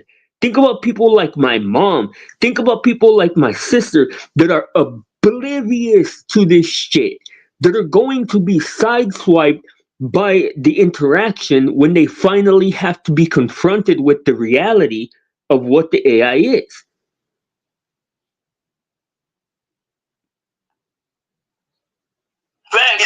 It is not the world's fault that you decide. Oh, that's a very good idea, Cake Mix. I mean, but Elon Musk is Chinese, bro, and I don't trust nobody Chinese. Just saying. I don't know, Chinese or South Korean or whatever he is. YouTube just said to take a break. They're like, time for a break. No, motherfucker, why are you telling me that? To act faster. And you see, look, what I think is happening, I'm just going to be real. I'm going to be real. And you can say, Blind, you're just stupid and fat and got a bobbly head. You're a bobblehead bitch. Or you're a big, fat, lumpy bitch. You're free to think that. But I think the wrestler has an issue with the messenger. And he does not want to validate the messenger. And therefore, he feels obliged or obligated even to undermine the message. Now, if you know anything about the most productive way to discern what is wise in the world, you know that it is often times the best practice to ignore what you think about the messenger and take in the message at face value. You see, because when wrestler makes his criticisms, it seems to be a criticism of how I operate, or a criticism of like the elite thing, like the leadership thing, like the that all might be well and good, and I am not. I don't uh ever try to assume those things about myself. I am talking on them. I could be a disembodied voice in the ether for all you know. You don't know, and anybody has any guarantee of what I am, what I have done, what I have seen, what I know. So you have to take what I'm saying at face value and pick out what is good for your life. Ressa does not seem to be able to do that when it comes to me. No, I don't. Well, I don't know. No, Cake Mix. I don't consider it bullying at all because Ressa is very good at standing independently away from the crowd. I don't think that Ressa condones or even would engage in bullying. I think it's more personal than that. I think that Ressa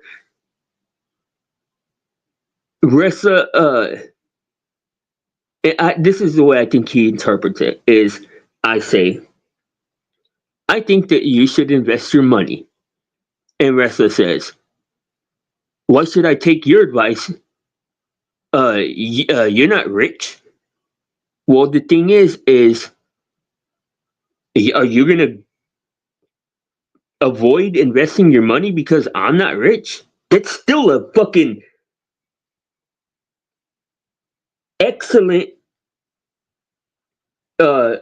idea to invest your money.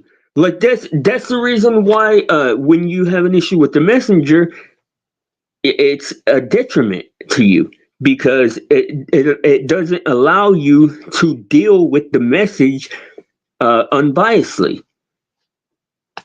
To say it's over for them, what does that mean, though? You might think it's cute to continue to be a late bloomer throughout your life, but the world doesn't care. Now, like what?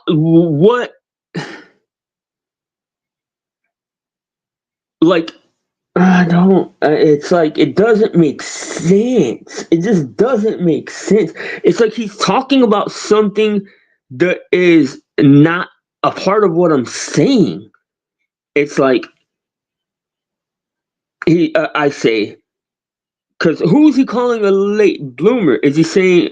Is he saying that we should not be worried about people that are late bloomers, or like does he not realize that in this instance it's not a late bloomer because the whole fucking world is not aware of this stuff?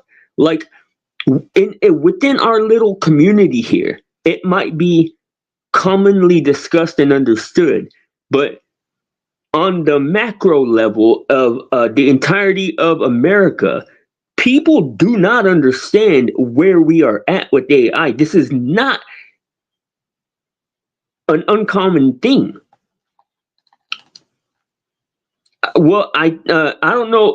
I don't know if I would say perception, but I would definitely say trying to undermine certain ideas. Just trying to make sure that certain ideas aren't fully fleshed out, in my opinion. I don't. I just worry about the people that are Not your problem. and Not. I understand you want to go to Nickelback, and with Now you see, that's like, why tell me what my problem is? Like, what authority? I mean, I get that like that was the part of the conversation where I was like, okay, maybe I'm not communicating effectively because I'm approaching everything with questions, and he thinks that that is demanding an answer of him. Because what? Why would you say that's not your problem? You know? and there's a And then there was. Then he goes on this tangent about Nickelback or whatever. love for a hero. That's not your problem. no, it is though. Like, And they say that a hero can save us. That's not you. so then, Oh shit! I didn't even hear that part yesterday.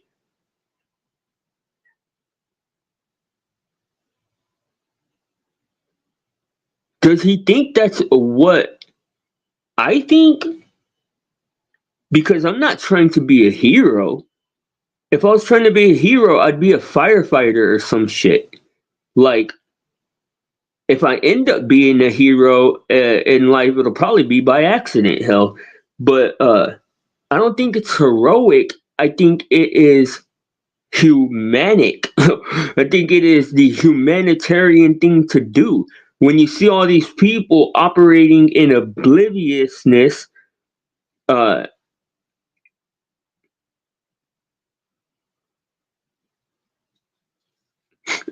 Zero Flux says, sometimes people speak with the intent to confuse and disorient the recipient. Great point. Great point. Zero Flux, maybe you can give us some insight, and maybe Jan and Cake Mix or anybody else can give me your thoughts on how do we discern when that's happening, and how do we protect ourselves from it? Because I honestly don't know the answer to that. That's the reason why I go through these conversations word by word, like literally. And people don't do this. A ton of people will not do this, but I listen to every word spoken multiple times to understand what the message is. Wait. By the way, can you hear the lyrics on that song? And they say that a hero can save us. What's the next lyrics? I'm not gonna stand. I gotta lie. I gotta admit, I can't front. I didn't know the lyrics. I was just winging it. I had no idea what the fucking lyrics were. I was just like, nah, nah, nah, nah. Why? Oh, you don't fucking wait. that's true. I mean, I agree, but like, I can't not. What? You made an excuse. Because I can't not think of these, bro, because I worry about the people that will be left behind. You can worry, but if your whole mindset is to take care of others, here's the truth of the matter that we all know. Through all things, and it's all throughout the whole thing, one cannot pour out of an empty cup. Now, I love that he said this, because this is going to help me to address another thing that is a place that I think where the conflict comes in is what do you think he means by that when he says you can't pour from your cup if your cup does not run it over?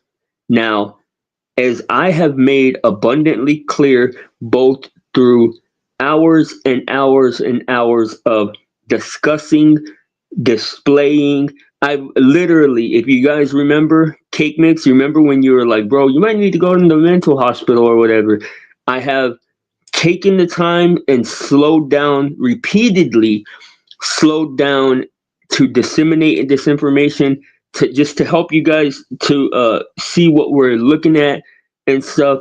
And as it pertains to the AI conversation, I would say that my cup, like I told him, my cup was filled early, and I was attempting to give the information to people that didn't have it. Now, when he says, if people aren't running to you, then people don't think your cup is full. Now, when he says this, it highlights a very distinct problem in this whole scenario. And that is that people can be unaware of whether or not your cup is running over or not. And in reality, that changes nothing about what is in your cup. Now, this is another, and I'm going to eventually do a live stream on that concept. But people's perception of where you're at or who you are does not actually change where you're at or who you are. And yeah, I was just playing Cake Mix, but you were concerned. You were concerned. I remember you were like, you even, bro, salute to you, dog. I love you, bro. Like you, Jen, all of the people that are my regular supporters and homies, I love y'all, bro. But you were willing to pay me to basically host my own intervention with this, because you were like, this much donation to have all your homies come through and listen to you and tell you like whether you should keep pursuing this information or not. You remember that? Like, that's a real homie right there, dude. That's somebody that is actually like a good person concerned about what's going on with somebody. First, always first.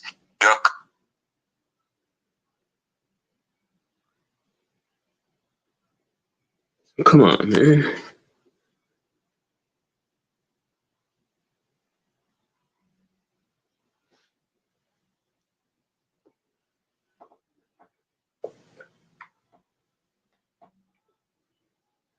Come on, man. What the fuck? Cup must run over. If it doesn't run over, you have nothing to worry about taking care of other people first. Your cup must first be run over. Well, that's my point. That's the whole point of too many people want to pour into other people's cup when their cup is not full. Now you see,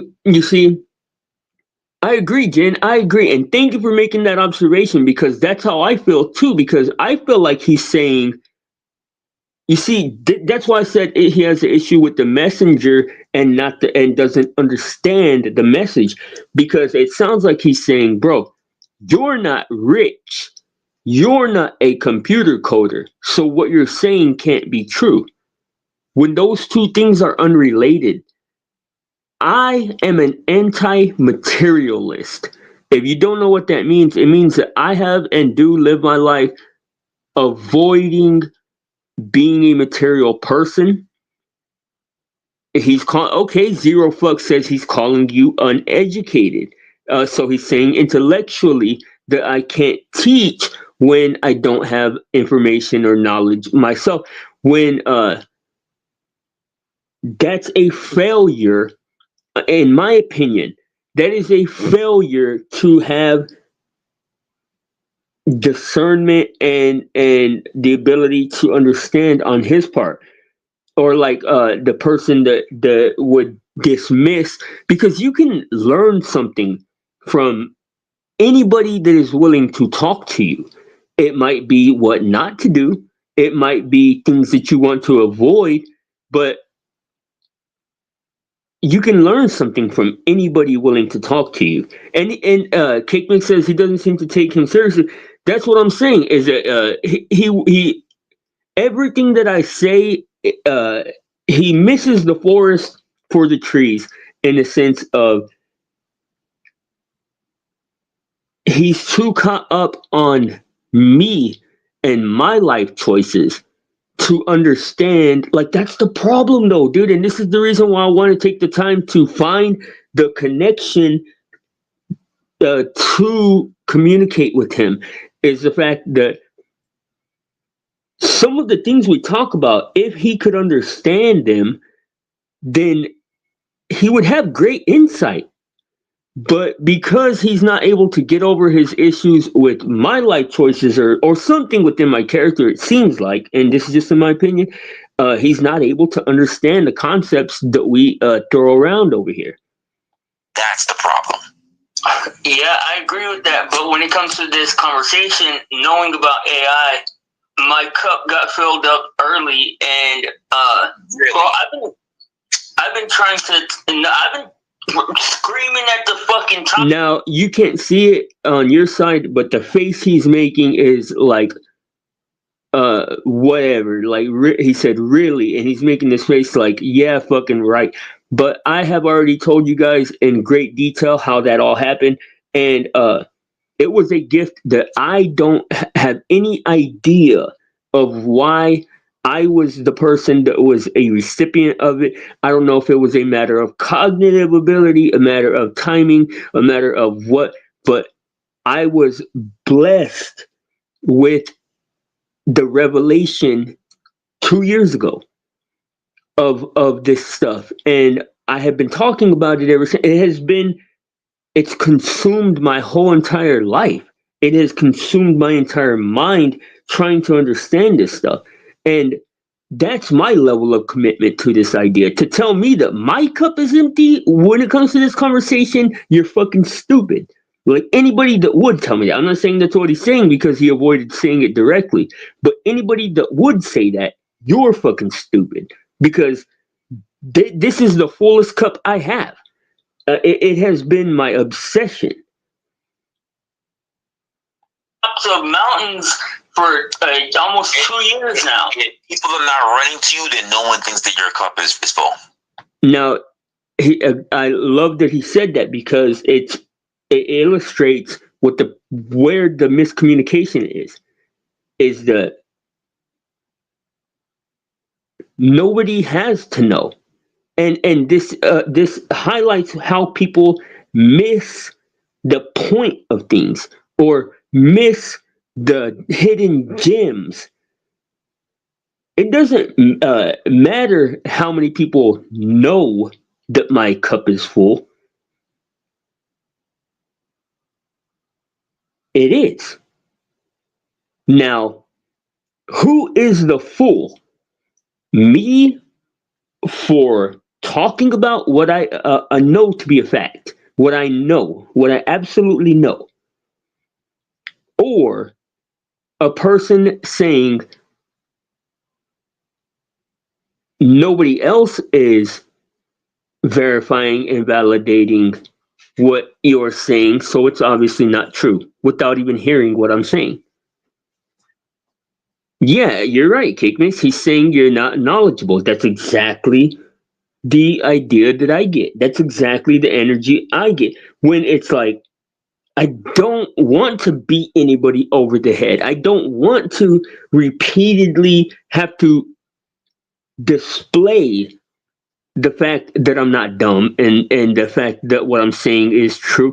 I want to be taken at face value in these conversations, but I've taken the time to show and all that stuff, but it just doesn't seem to be making any kind of like impact. I know. No, that's not. Let me say that again. If people are not running to you to drink from your cup, they do not think your cup runneth over. This is the whole point, by the way. Now, the important part of this is the people knowing like I said before, people knowing something about you does not change whether it is or isn't. If you can bench press 500 pounds, and nobody knows. It does not change whether or not you can bench press 500 pounds. And the thing is that information or that act or that process only benefits you at that point. So you have to still know what things are just going to end up just being something for you. Zero says he isn't concerned with what you have to offer to the interaction when he has an audience. He is performing for his stream by discreetly humiliating you. Excellent observation. Excellent observation. Thank you for that. And I agree. I actually agree with that. I think that there's an attempt. I think there is an attempt there. I combat it to the best of my ability, but I'm sure he doesn't do this all the time. You two probably have good, respectable conversations. No. I mean,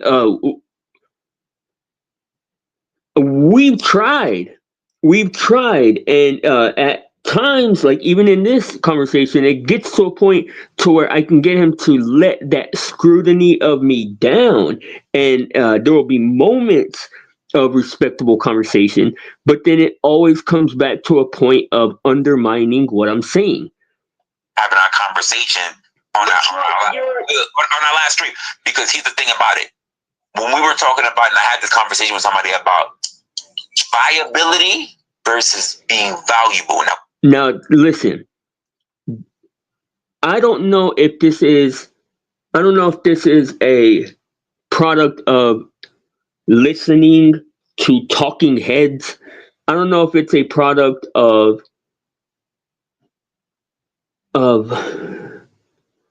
I mean, I don't know. But wrestler makes comments like this that make no sense to me.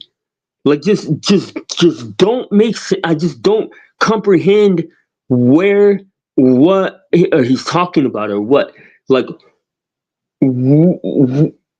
viability and valuability or whatever he says. And I want you to just listen to this and tell me if this within the context of this conversation makes any sense at all. Was John the Baptist conversation on that?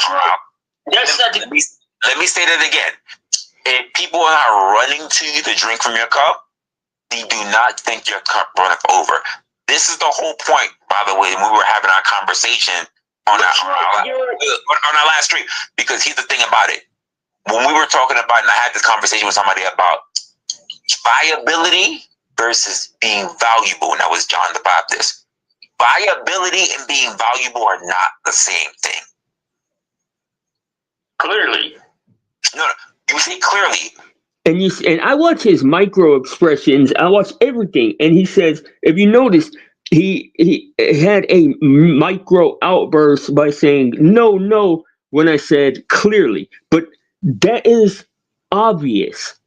Viability and being valuable aren't even related. They aren't interchangeable. They aren't is that just a factor of like just because they sound the same or like they're spelled similarly? Like what to be viable just means to be acceptable.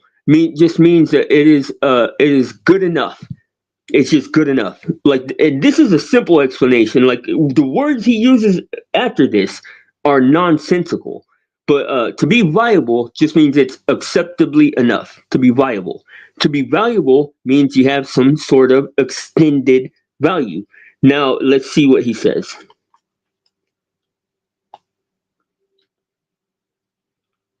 Most people cannot distinguish the difference. Valuable just means acceptable. Valuable means it's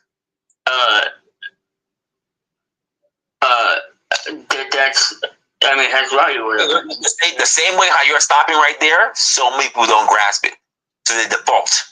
Well, that was not a pause of not grasping. That was actually a pause of being thoughtful and making sure that I didn't say something that was wrong, because that's what a lot of people will do. Alliteration is a downfall of a lot of people. People say shit just because it's alliterated beautifully or whatever. Like just because it is you have alliteration mixed in does not mean that it is actually the intelligent thing to say. Like yes, those words might sound pretty strung together, but do they make logical sense? Now,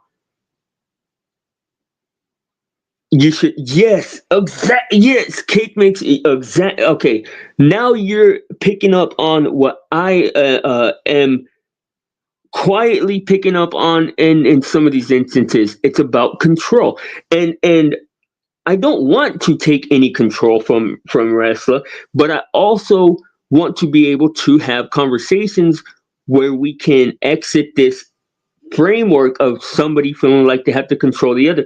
And to be honest, I think that subconsciously or even consciously but quietly, I think that wrestler does respect my intelligence, but I think that he doesn't understand where it comes from, and therefore thinks that it has to be pseudo intelligence.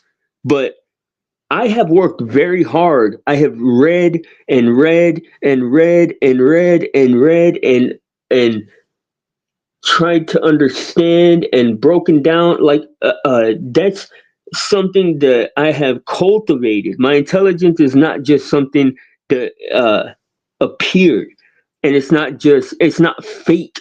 Like I don't fake the funk about anything. You're not gonna hear me talking about shit that I don't know. I mean, The same way, I'll explain it the way that I said to John about it. Viability is saying that you are the person who has status. Now that is completely wrong. Like it does not get any more wrong than what he just said. Like, but in these conversations, like it's almost impossible to slow it down to the tempo that I'm used to operating at. I am not used to operating at this high speed pace that the panels operate at least not in a thoughtful mode. I can go into goof mode and just be silly and talk smack. But what he said is just the opposite of true. Listen to what he says. Valuability is about what. I'll explain it the way that I said to John about it. Viability is saying that you are the person who has status. Valuability is about what you can do for them. Now, I'm trying to wrap my mind around what he could be thinking when he says that. But viable does not apply to what he just said at all. Like if you're a viable candidate, that just means that you check all the boxes for acceptable. Like it doesn't. And you see, this is another thing is that I know that there have been discussions about the language that I use and whether or not it is real or organic, or if I am just trying to use big words and stuff. That is not the case, man. If I use a word, it is because that is the word that, to the best of my ability, explains what I'm talking about. This wrestler even says it all the time. Words matter. I believe that shit with all my heart. That if you do not know the definition of something, look it up. Look it up, and it'll help your life. And then once you understand it, then you can use it. But I've never with the AI upgrading or like becoming more and more advanced, language is advancing. Like I'm finding ways or seeing people display ways to use language that I never understood. That's awesome. That I think is cool, and I take the time to understand it. But within this conversation, somebody listening, you see, because even me in that moment did not have the wherewithal, which is another word that we'll touch on. I didn't have the wherewithal challenge it, but I made the notation in my mind that it was incorrect. See, there are people who are doers. For instance, there are people who are at the top, who are the guys at the top, and then there's the entourage. The entourage has access to the person at the top, right? Can we agree on that much? Sure. But is the entourage the person at the top? I mean, no. Like what? Like, cause, and I try to. Another reason why I like to like watch his expression and stuff, because I'm trying to understand what he means, because he's not communicating any clear point other than and this is just my opinion, but other than secretively undermining me, but and saying like you're not that guy, and that's all well and good, that's fine, but I'm trying to like understand what he's saying, and it does not apply. Like, where does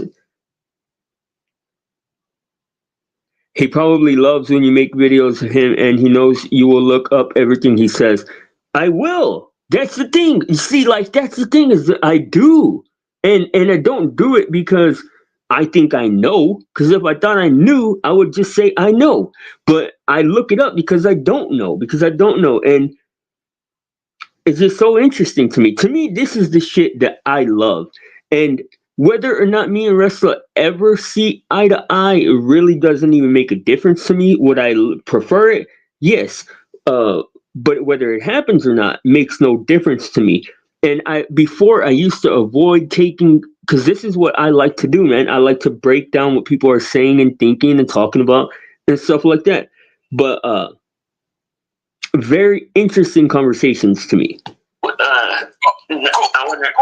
So if you're not a part of the entourage, do you think you can get to the top, or do you have to go through the entourage? No, I don't think that people. I think that only people that aren't a part of the entourage make it to the top. How do they make it to the top without getting past the entourage? Because what's the entourage job?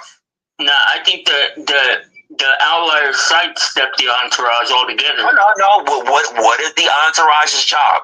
There's a reason why they're called an entourage. Now you see, like, it sucks, man, because I have to be honest. I just have to be honest. That's the only way I can do this. Like, because there are times when what I'm going to say is really mean in some instances. But yes, okay, thank you, Zero. You said it so that I didn't have to. Thank you. Entourage is a French word, and I don't even know the meaning of it. I'm pretty sure it's French. I don't know the meaning of the word, but this is nonsense. Entourage is just the people that and my phone is playing the conversation, so I can't look it up. If one of y'all guys in the chat wants to look it up, that would be very helpful. Like what the definition of entourage is.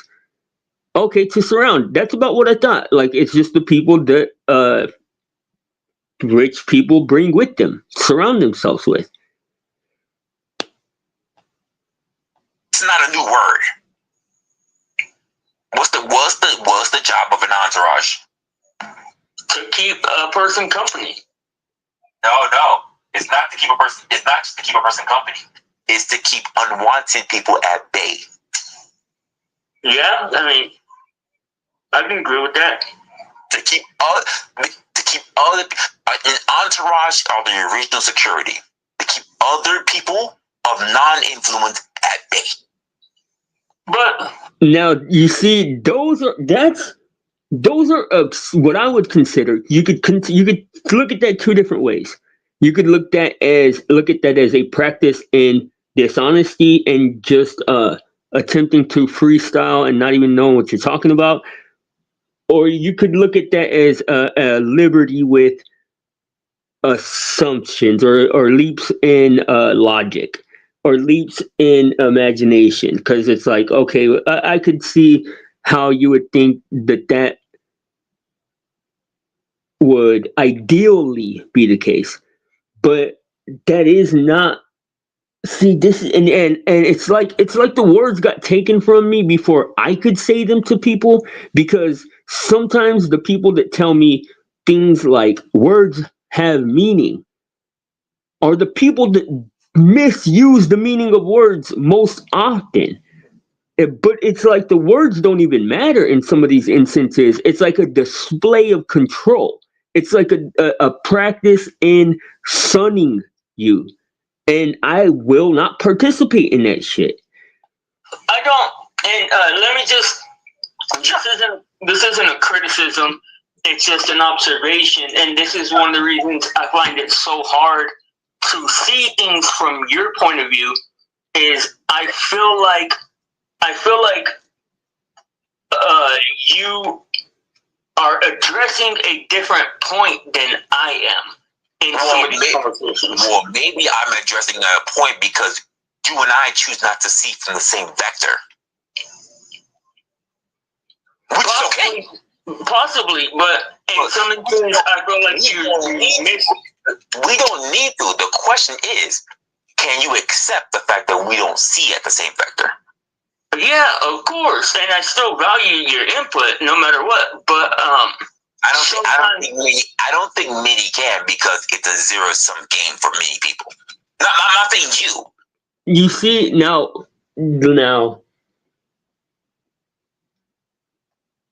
I try to avoid. I fucking hate subliminals, bro. Like anybody that talks in subliminal messages, I cannot stand trying to fucking communicate with them. And it's like,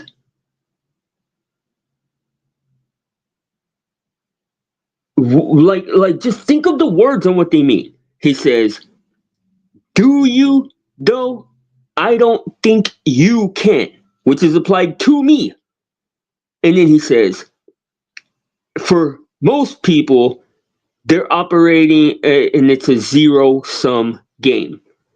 You're applying that to me, but then you say, not you. Like you're saying, blind, you can't understand me because you want to be proven right, and you're wrong. When I'm not interested in being proven right. I know when I'm right to my satisfaction, and if I can be proven wrong or shown to be wrong, I'm willing to accept that and correct, but then I am right after that, for every day after that, because now I have adopted the right answer, which is not easy for some people to do. Some people attach these ideals, and concepts to their heart and identity, like being proven wrong is a fucking smudge on their existence. I'm saying for many people, it's a zero-sum game. yeah, And that's why I fight against so much on my platform. Zero says, an entourage is the equivalent of having legs on a table. The table is the star, and the legs surround and support it. I agree. I don't. I'm not saying you. Yeah, I mean, it's not me. I consider all conversations valuable if I respect the person's intelligence. Ooh. Can we talk a little bit about that? Yeah. Now, I want to be crystal clear. This is the reason why I said elitist, that I operate with an elitist mindset sometimes, because I don't respect all people's intelligence. I don't have an open door policy to have a conversation with me. I don't have an interest in communicating with stupid ass people. Now, you're entitled to feel any way you want to about that, but that is my choice. That is how I live my life, and I will not be shamed or ridiculed, to my face at least, about that. I don't give a fuck what anybody thinks. I will not pollute my brain with other people's idiotic bullshit. Now, is that elitist?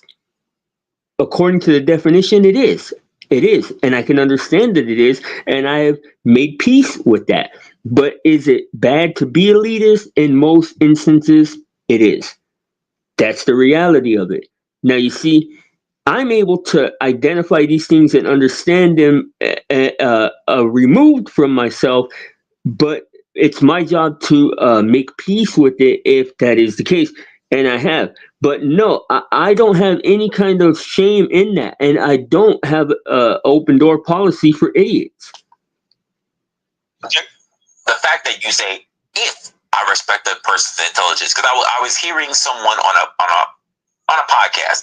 I'm still trying to decipher. Well, the problem is that a lot of times people aren't understanding what the opposite side of that is.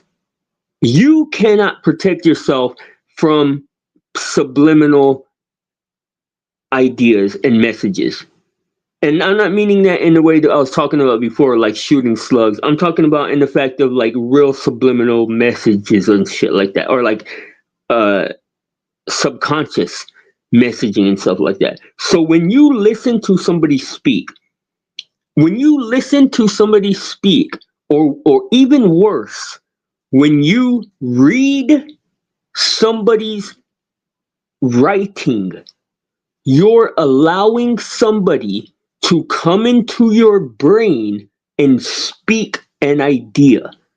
Now, whether or not you agree with it, whether or not you condone it, whether or not you support it, are all things that you get to decide afterward. But you can not go back in time and decide not to hear it.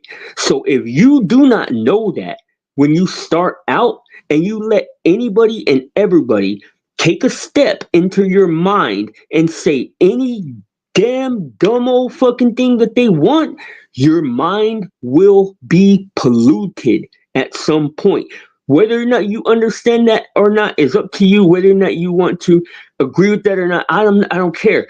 But I know that it is most beneficial to me to not allow, and that's the reason why I say I do not open my brain up and just let anybody shit inside of my head.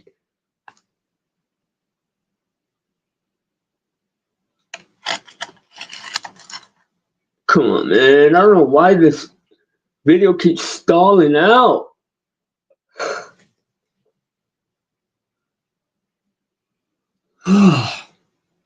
Come on, man.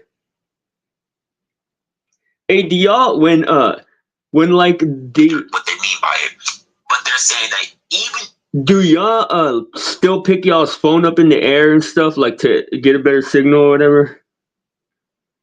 if they are speaking to someone who they do not agree with, someone whose point they do not respect, they will still be kind to them. Keep in mind, kind is not the same as nice, but they will And be it's not kind to them. respect. It's not respect either. Well, I didn't say respect. They said they would be. They words where they Well, you see, the reason why I interjected the word respect was because I think he misspoke there. I think he actually meant that kindness is not respect, because kind actually is nice. Kind and nice, I believe, are synonyms for one another. would be kind, not necessarily saying the words nice. And the inference that they made was, if it's someone that they would just The implication they made, the speaker implies, the listener infers. And you see, these are like little things like this are what gets done to me that will happen in real time because people want to undermine me. But I have enough class just in life to not say this stuff in real time when it's happening. But I could very easily if I was an asshole. And people call me an asshole or whatever, but does it do any good to do that? I don't think it does jack shit or for reception. Yeah, I don't know. I don't know if it does. You're talking about like lifting it up in the air? I don't think it does either. I don't know. But like just two corrections right off the bat. that would have gone unnoticed. A friend of theirs, they might just be kind, and like kindness can just mean you will hear it, you don't agree, but maybe you'll just stay silent. Being nice might be you. Okay, now look. This is the thing too, is that when this happens, just because, and I try to like boil things down to like understandable like thing in my head, or like a simplification. And what it feels like sometimes is I'm talking about something and somebody disagrees with it, and I will start a conversation with them about it, and they will basically like throw their hands up in the air and be like, "You're not making sense. You're not making sense. You're not making sense. You're not making sense." But the whole time, like what they're saying makes absolutely no sense. So, like, I want y'all to listen to this and ask yourself if it makes any sense at all. To check them in respect. Now, just as a whole, like in any kind of way, in any capacity, does this make any kind of sense?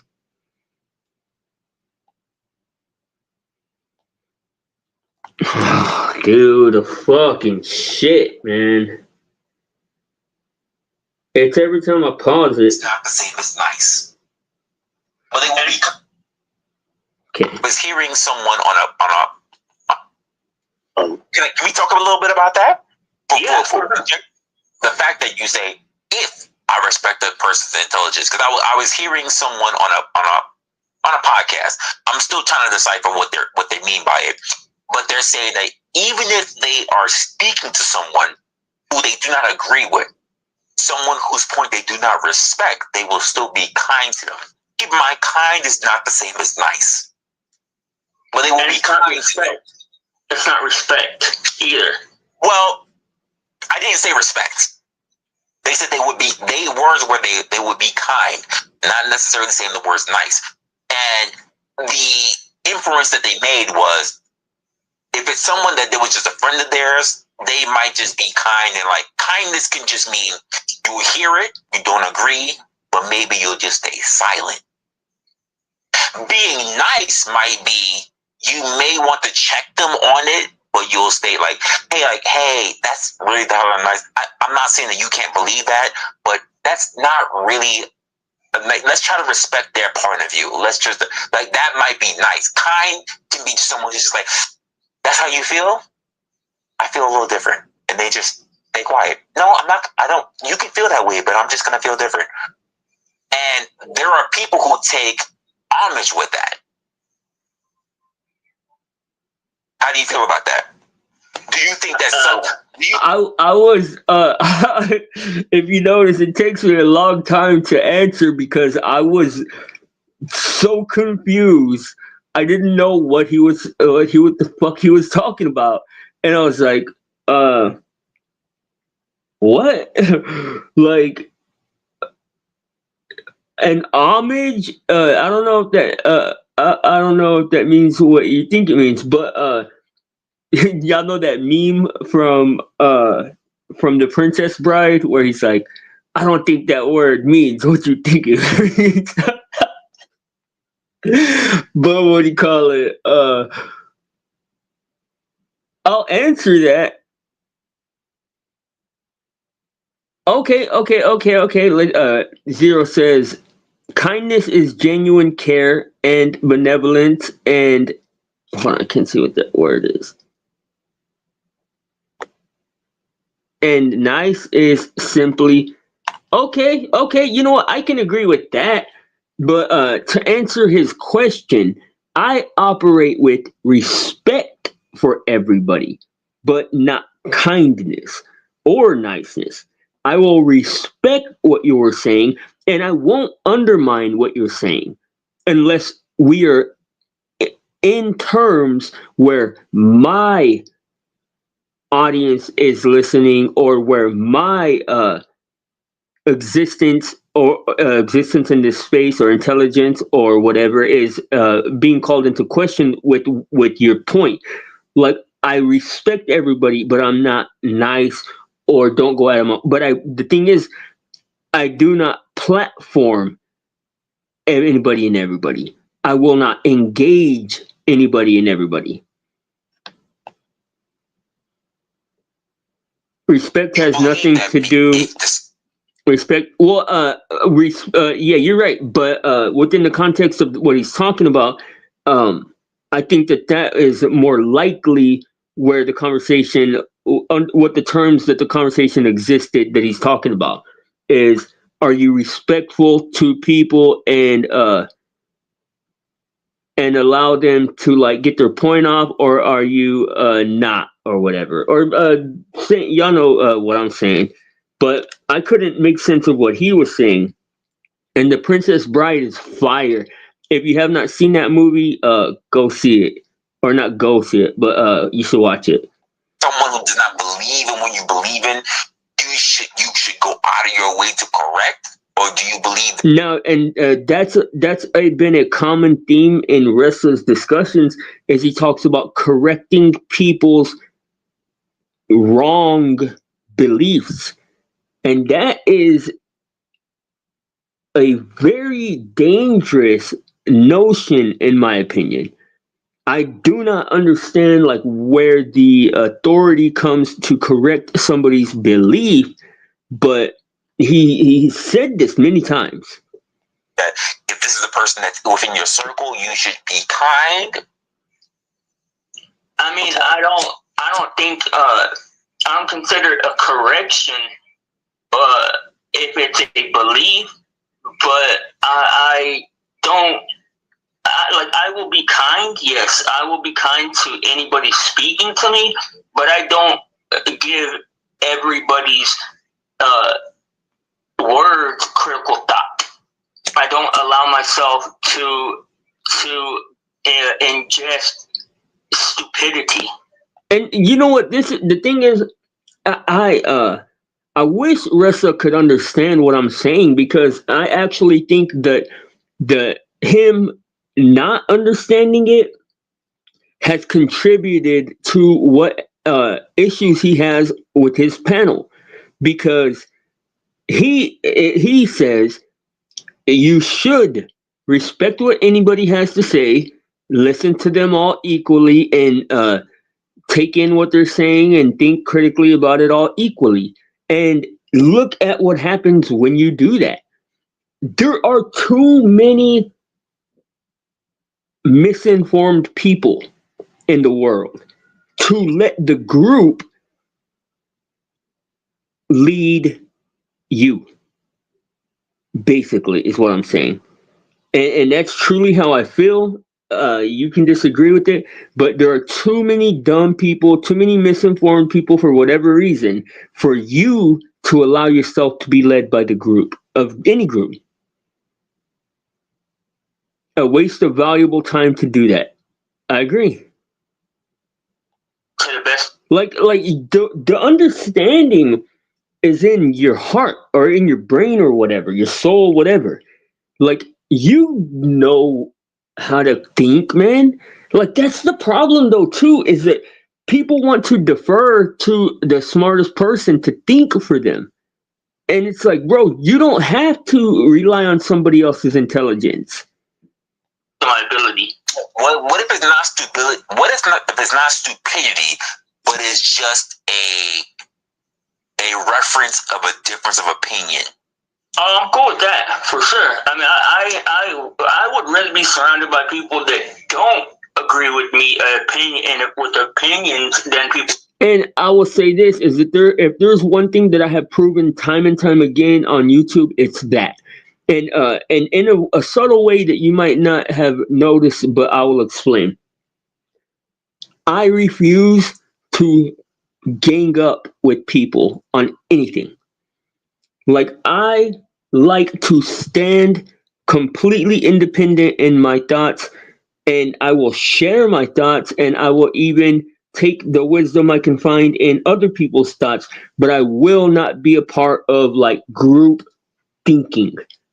And oftentimes what that has presented itself as is, I will say something, and then too many people will try to gang up with what I'm saying, and it instantly makes me take the other position, the opposite position. And because I genuinely value like the other side of things. Like I want to know the other side of things. I already know what I think. I want to know like the other side of the thought. Will do. I would actually take that as a great thing. The problem that I run into with a lot of people, both adults and even younger people who are becoming adults, is that if they don't find someone who finds, I'm going to be generous, 70% of what they agree upon, because the 30% they're just not really sure if the person even agrees or not. Just go keep it a buck. That they'll accept that, but the moment it dips below that 70, there is a big criticism. And the point that I'll give to is that someone who has been to Korea, no one that we know, because we know somebody who's in Korea, but they go there to Korea, and because Korea doesn't know so much about the outside world, as a teacher, they teach their students about the outside world, about Russia, about China, about the US.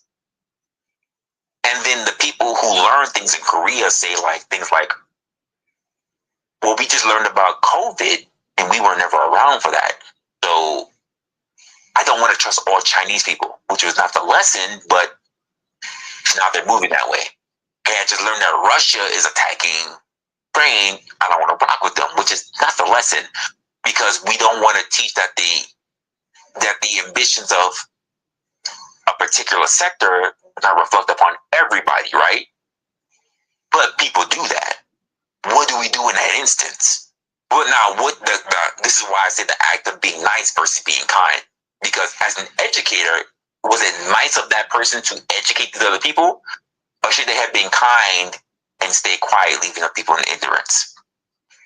Well, it's most definitely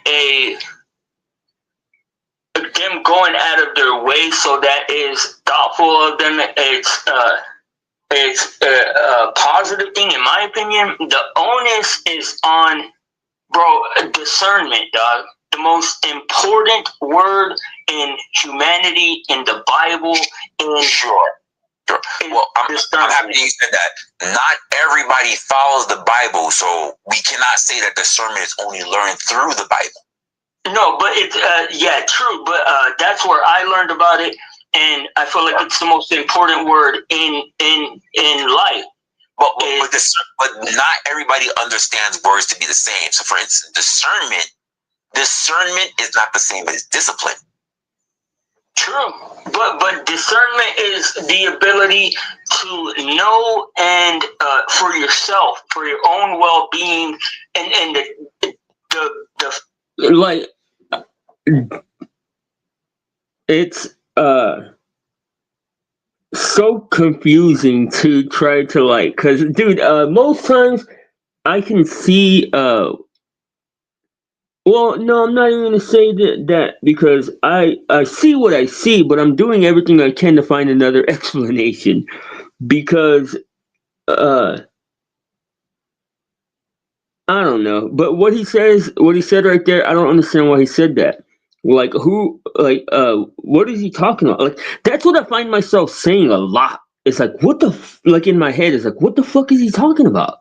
Like like okay,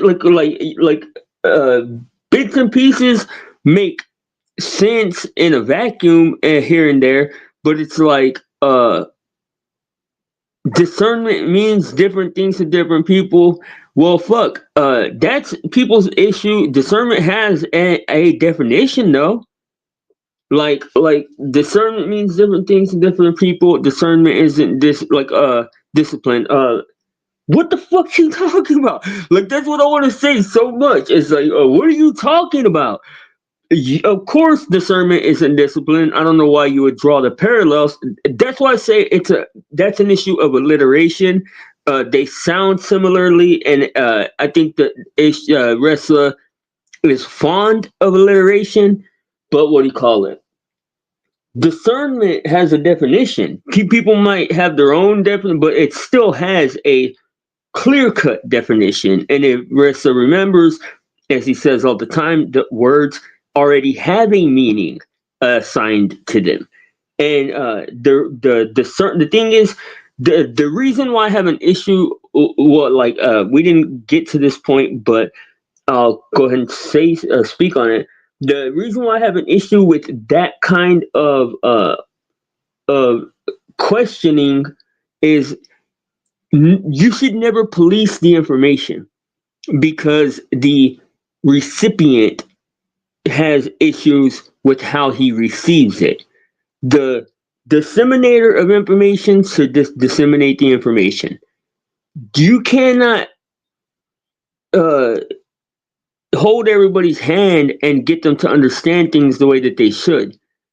It's your job to just give the information. Like, you can't help if people, like in the hypothetical he gave, you can't help that if people decide to look at it that way and say they don't want to fuck with China no more. Like, you can give motivations or inspirations to not feel that way, but if they choose to feel that way, they choose to feel that way.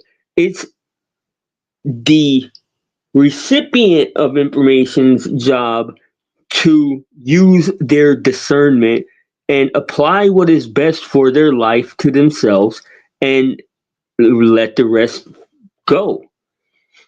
Failure is in the schools and the way that we raise kids here in the United States, at least. No. Discernment is to be able to ascertain and make the best decision available. Well, to be able to sort through information and the current information available. Yes. Yeah, and people aren't able to do that. And what do you call it? But discipline is different. Discipline is information already given in spite of new information that is obtained. I mean, I don't. Now, what did he just say? I didn't. Is information already And the current information available? Yes. Yeah, and people aren't able to do that. And what do you call it? But discipline is different. Discipline is information already given in spite of new information that is obtained. That's like, I swear I can't even, like, that's like a couple negative or some shit. I don't even know. I can't even understand it. I can't even understand what it's saying. People aren't able to do that. Decision available. Well, to be able to sort through information and the current information available. Yes. Yeah, and people aren't able to do that. And what do you call it? But discipline is different. Discipline is information already given in spite of new information that is obtained.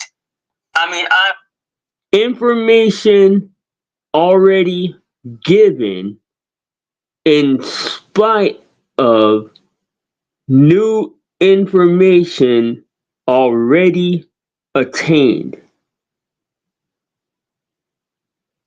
Can anybody help me out to break down what that means? Because, like, so many of those words cancel each other out.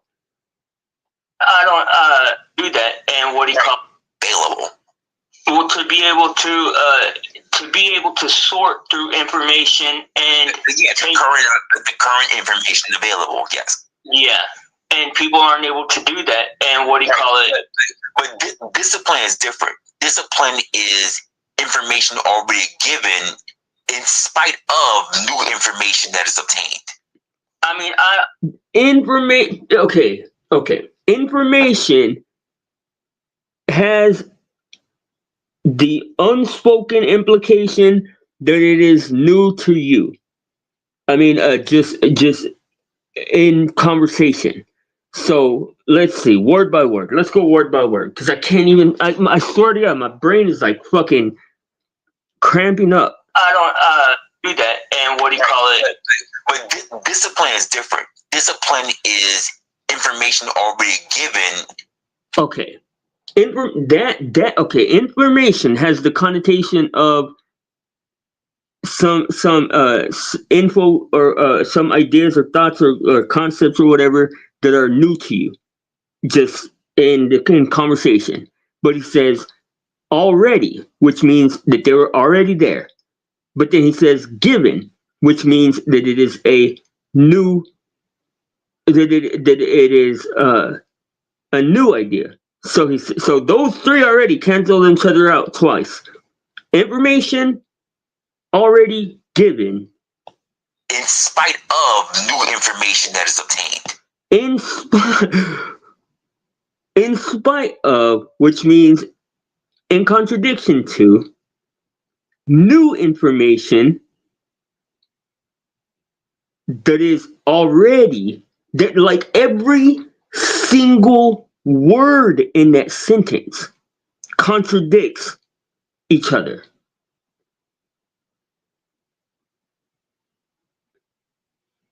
I think I'm gonna have a fucking aneurysm trying to understand what he just said. And then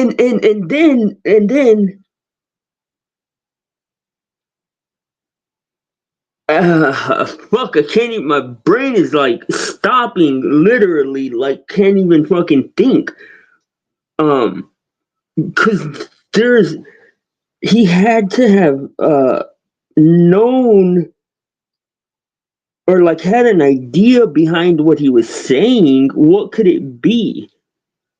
Information already given, in spite of new information already attained.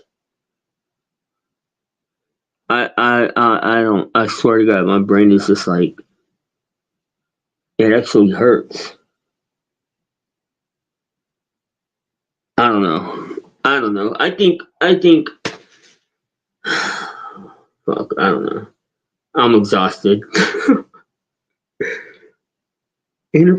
I'm gonna be thinking about that for a minute. Information already given. I mean, how does that amount to a definition of discipline, or even like a? I don't even fucking know. I don't know. All right, guys. I think the point has been illustrated thoroughly enough. I think that we have come to the conclusion that the wrestler might have some subconscious issues with me as a messenger, but I wish that he would get to the point to where he learns how to engage with the message, because to all appearances, it is seeming to me that he is not capable, when I have faith that he actually is capable. Now, other than that, man, I hope that you guys are blessed up. I hope that y'all. Okay, thank you, Jen. Thank you. I thought I was tripping, or I don't know if I'm tripping or what. Like, maybe my brain is just tired, but I can't. Like, I'm trying to put those words together in my head, and I just can't get it. But that's a good stopping point. Maybe we might finish the conversation, because we haven't even gotten to the point to where the conversation actually devolves. This was the part of the conversation I was happy and proud of to have with him, because we were able to communicate effectively. But it gets to a point to where he shut down on me and just was like, nope. But we will continue that later on. For now, I'm going to get something to eat and do a couple of daily life things.